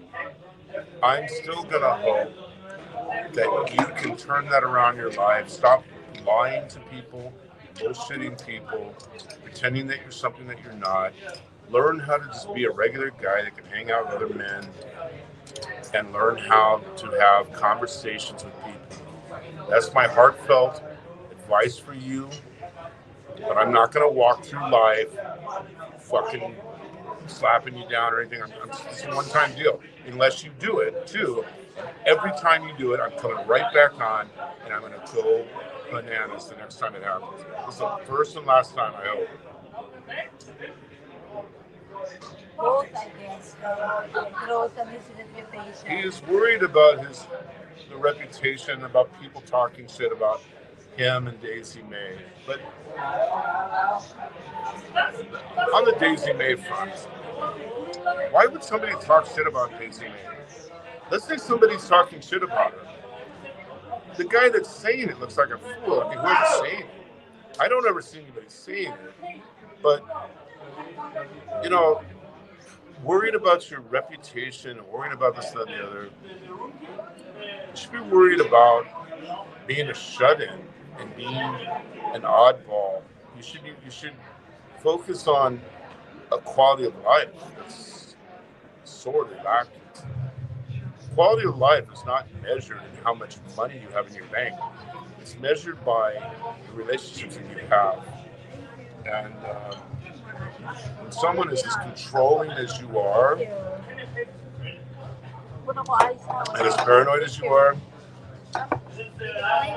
no one's going to be your friend in real life. Yes, some very lonely, desperate men online will be your life, but in real life, real men that actually have some success in their life, you're not going to hang out with someone that acts that way. That's why we've never seen a video in all these years with you, with just chilling out with dudes, man, having a conversation. I haven't ever seen it. Now I know why. So the other announcement, I'm going to Malbual, and I'm going to Bentayan, and I give the challenge out to both Barry and to Frank. Come down and meet, man. Let's have a conversation. And I'll go talk to Cliff. Everyone says talk to Cliff. I don't know if that story's true. I think it's probably lies. Barry's never been bad to me. He's never said anything, so I don't have anything against Barry. But everyone's challenging me. Fine, I'll go down there myself and see for myself. So listen to gossip. The skydiving in Bantayan. And then we'll go to Bantayan. April wants to do skydiving. I'll call out Mr. Tangerine Man. Come down and hang out. let's have an interview. Will he show up and do that? Nah, Probably not, but we'll see. can we knock on his door? Charot. I'll go by his house. I'll stand there. If he doesn't want to come out and answer, it's up to him. But I have no ill intent to him either. I'm not going to. I mean, you got to realize at some point we're in our 50s, they're in their 60s. Guys aren't getting into brawls at this age. It's just not happening. I'd like Frank to show up at a bar like this, have a few beers, and then talk to him about all those issues and have on a live stream. Not do some puff piece like happened with him and Dipshit Travels, but actually a real conversation. Okay, you said, don't talk about my woman. He talked about my woman. He did this to my woman. But you, Tangerine Man, have bashed everyone's woman. And there's videos to prove it. What's the difference? I would love to actually, in a nice way, hold his feet to the fire, but question him about why he's such a fucking hypocrite.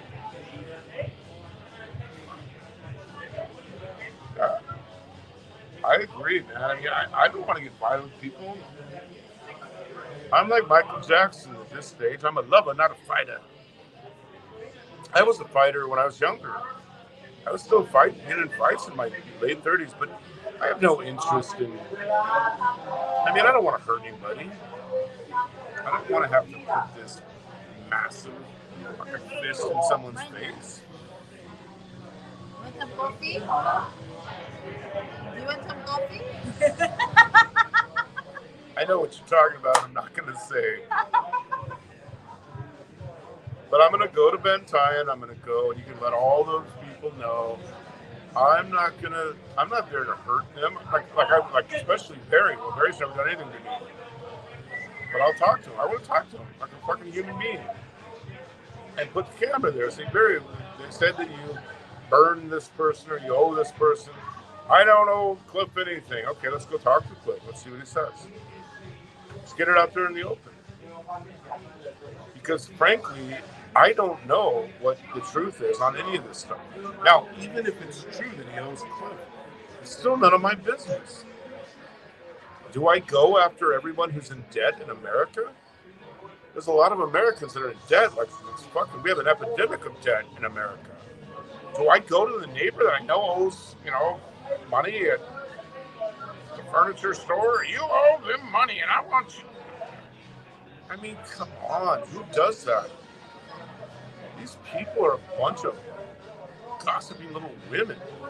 I want to do it isn't fucking. I don't notice it when I'm just sitting here, but if I see it on video, I go, that is the scariest looking fucking fingers and fists I've ever seen. You don't feel it when it's just you looking at your hands, though. You have to see it on video. So let YouTube know, everybody. I'm going to Mount Wall. I'm going to Ben Tyan. And I'm going to be knocking on their door. And I'm going to be streaming it. Let's see who can come out and have a civilized conversation. And then as soon as I'm done Ben Tyan, I'm back on the road to the Netherlands and Norway, Sweden, Switzerland, Germany, and I won't have a lot of time for this sort of thing. But while I have a few more weeks, I'm gonna maximize it by talking to all the YouTube types. So.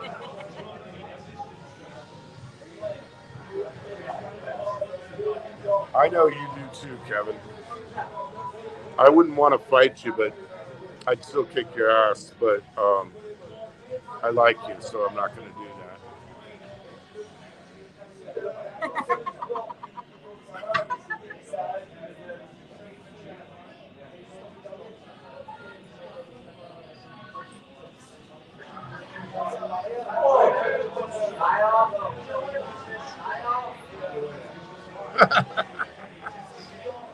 In Canada, they believe.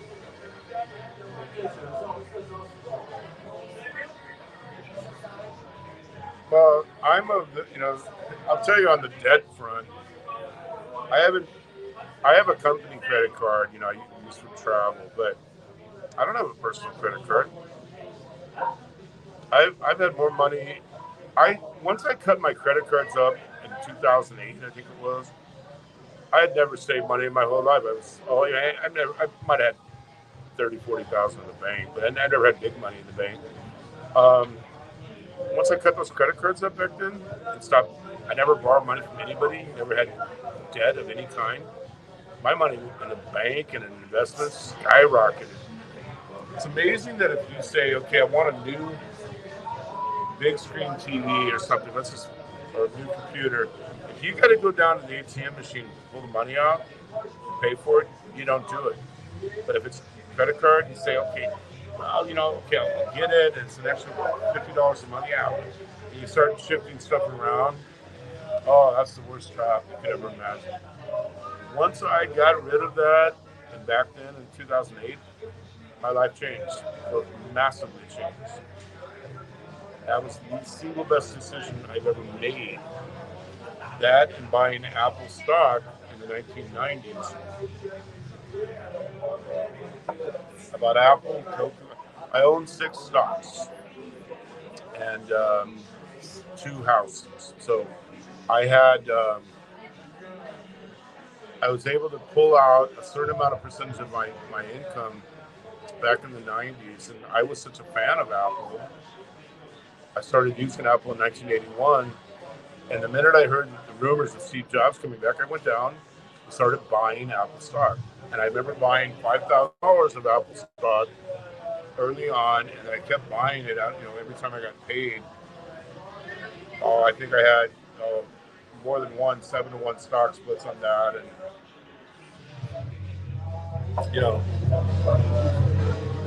but even with all that said, I had credit cards. I mean, 2 on one credit card, 2 on another one, and oh my gosh, I had them calling every second. It was unbelievable. And I stopped doing the credit cards. I kept buying the stocks and then real estate, the 2 houses. And all of a sudden, one of my goals was I want to have a year and a half of my income in savings. So I was able to get to that. Then I said I want to buy this or that or the other. I kept investing that money. And I was able to ramp that up drastically once I stopped doing credit cards. So credit cards is just you're borrowing money and then you're paying a huge interest rate. So being in debt is not a good thing. Now, if Barry went and rung up debt with a store owner, I can't imagine owing a Filipino store 16,000 pesos.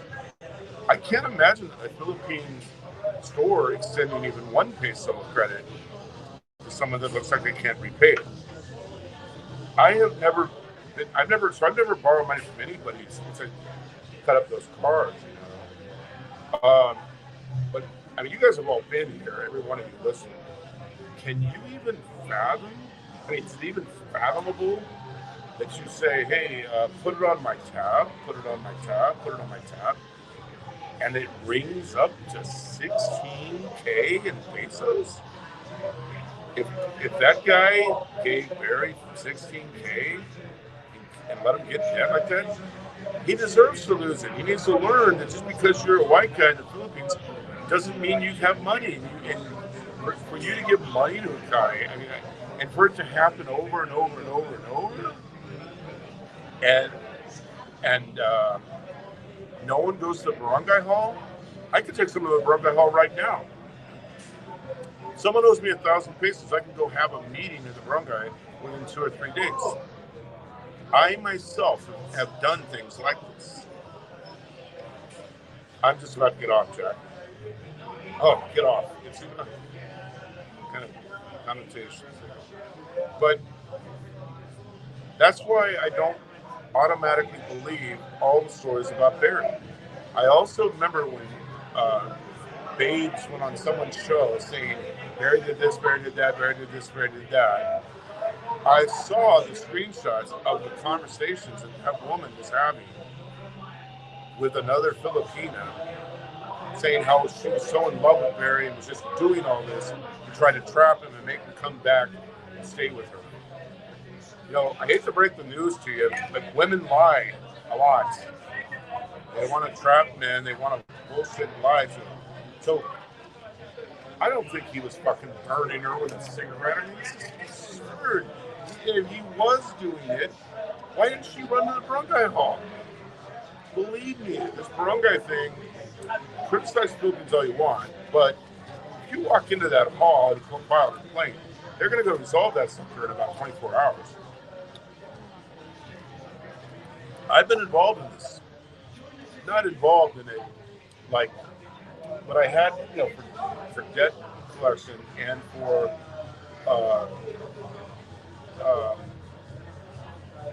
remember with Claire, we went to the barangay.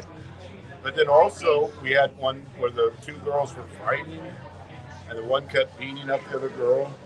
We brought the girl to the barangay hall, the one that was beaten up. That they had a hearing and a trial within a matter of I think it was 24 hours, or maybe 48 hours at the most. And they told the one if she ran away, she'd be guilty. Be sent up for felony charges.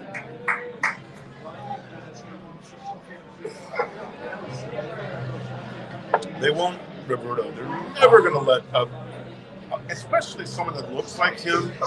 That's why I want to go and actually go down there and get the real story, just like I did here in Bull. Fazio's dead. Fazio's emaciated, not emaciated, but incapacitated.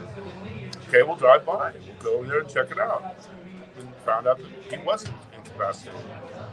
Okay, so all the rumoring that we heard from the little tangerine man who did 2 shows that day about how Fazio was dead or he lost his leg, guess what? They were false, weren't they? They were false rumors. How do I know any rumor about Barry Jordan is true? I don't know that.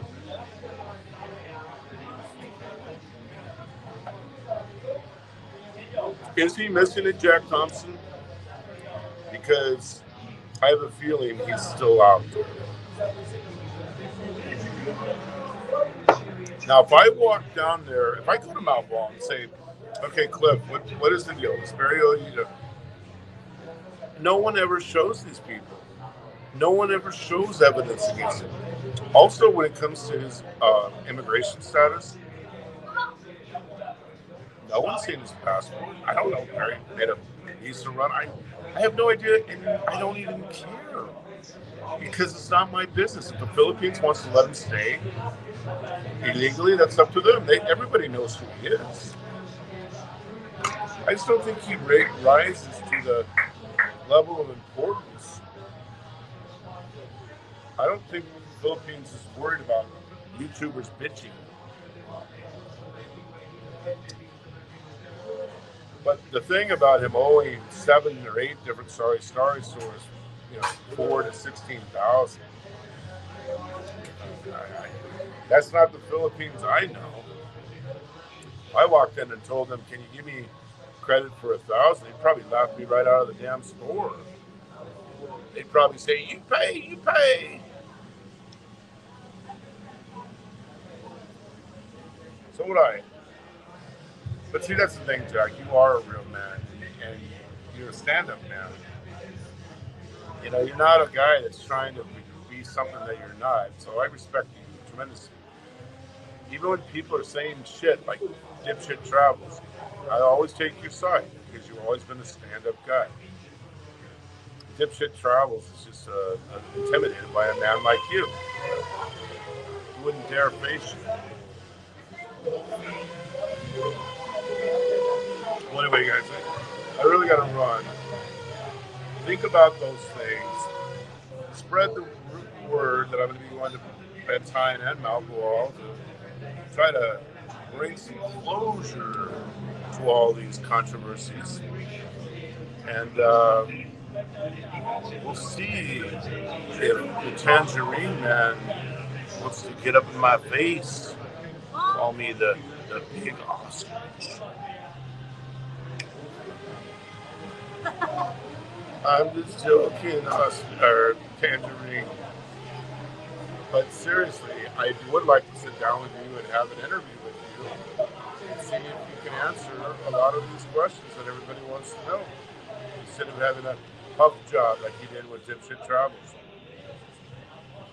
Okay, well, just remember, I'm a broke ass loser. And so this broke ass loser wants to say, in honor of Popeye, this segment of the Biggie Round Earth Show was brought to you by San Miguel Beer. Beer not beer. The official beer of Dipshit Travels. Mwah. Bye, everybody.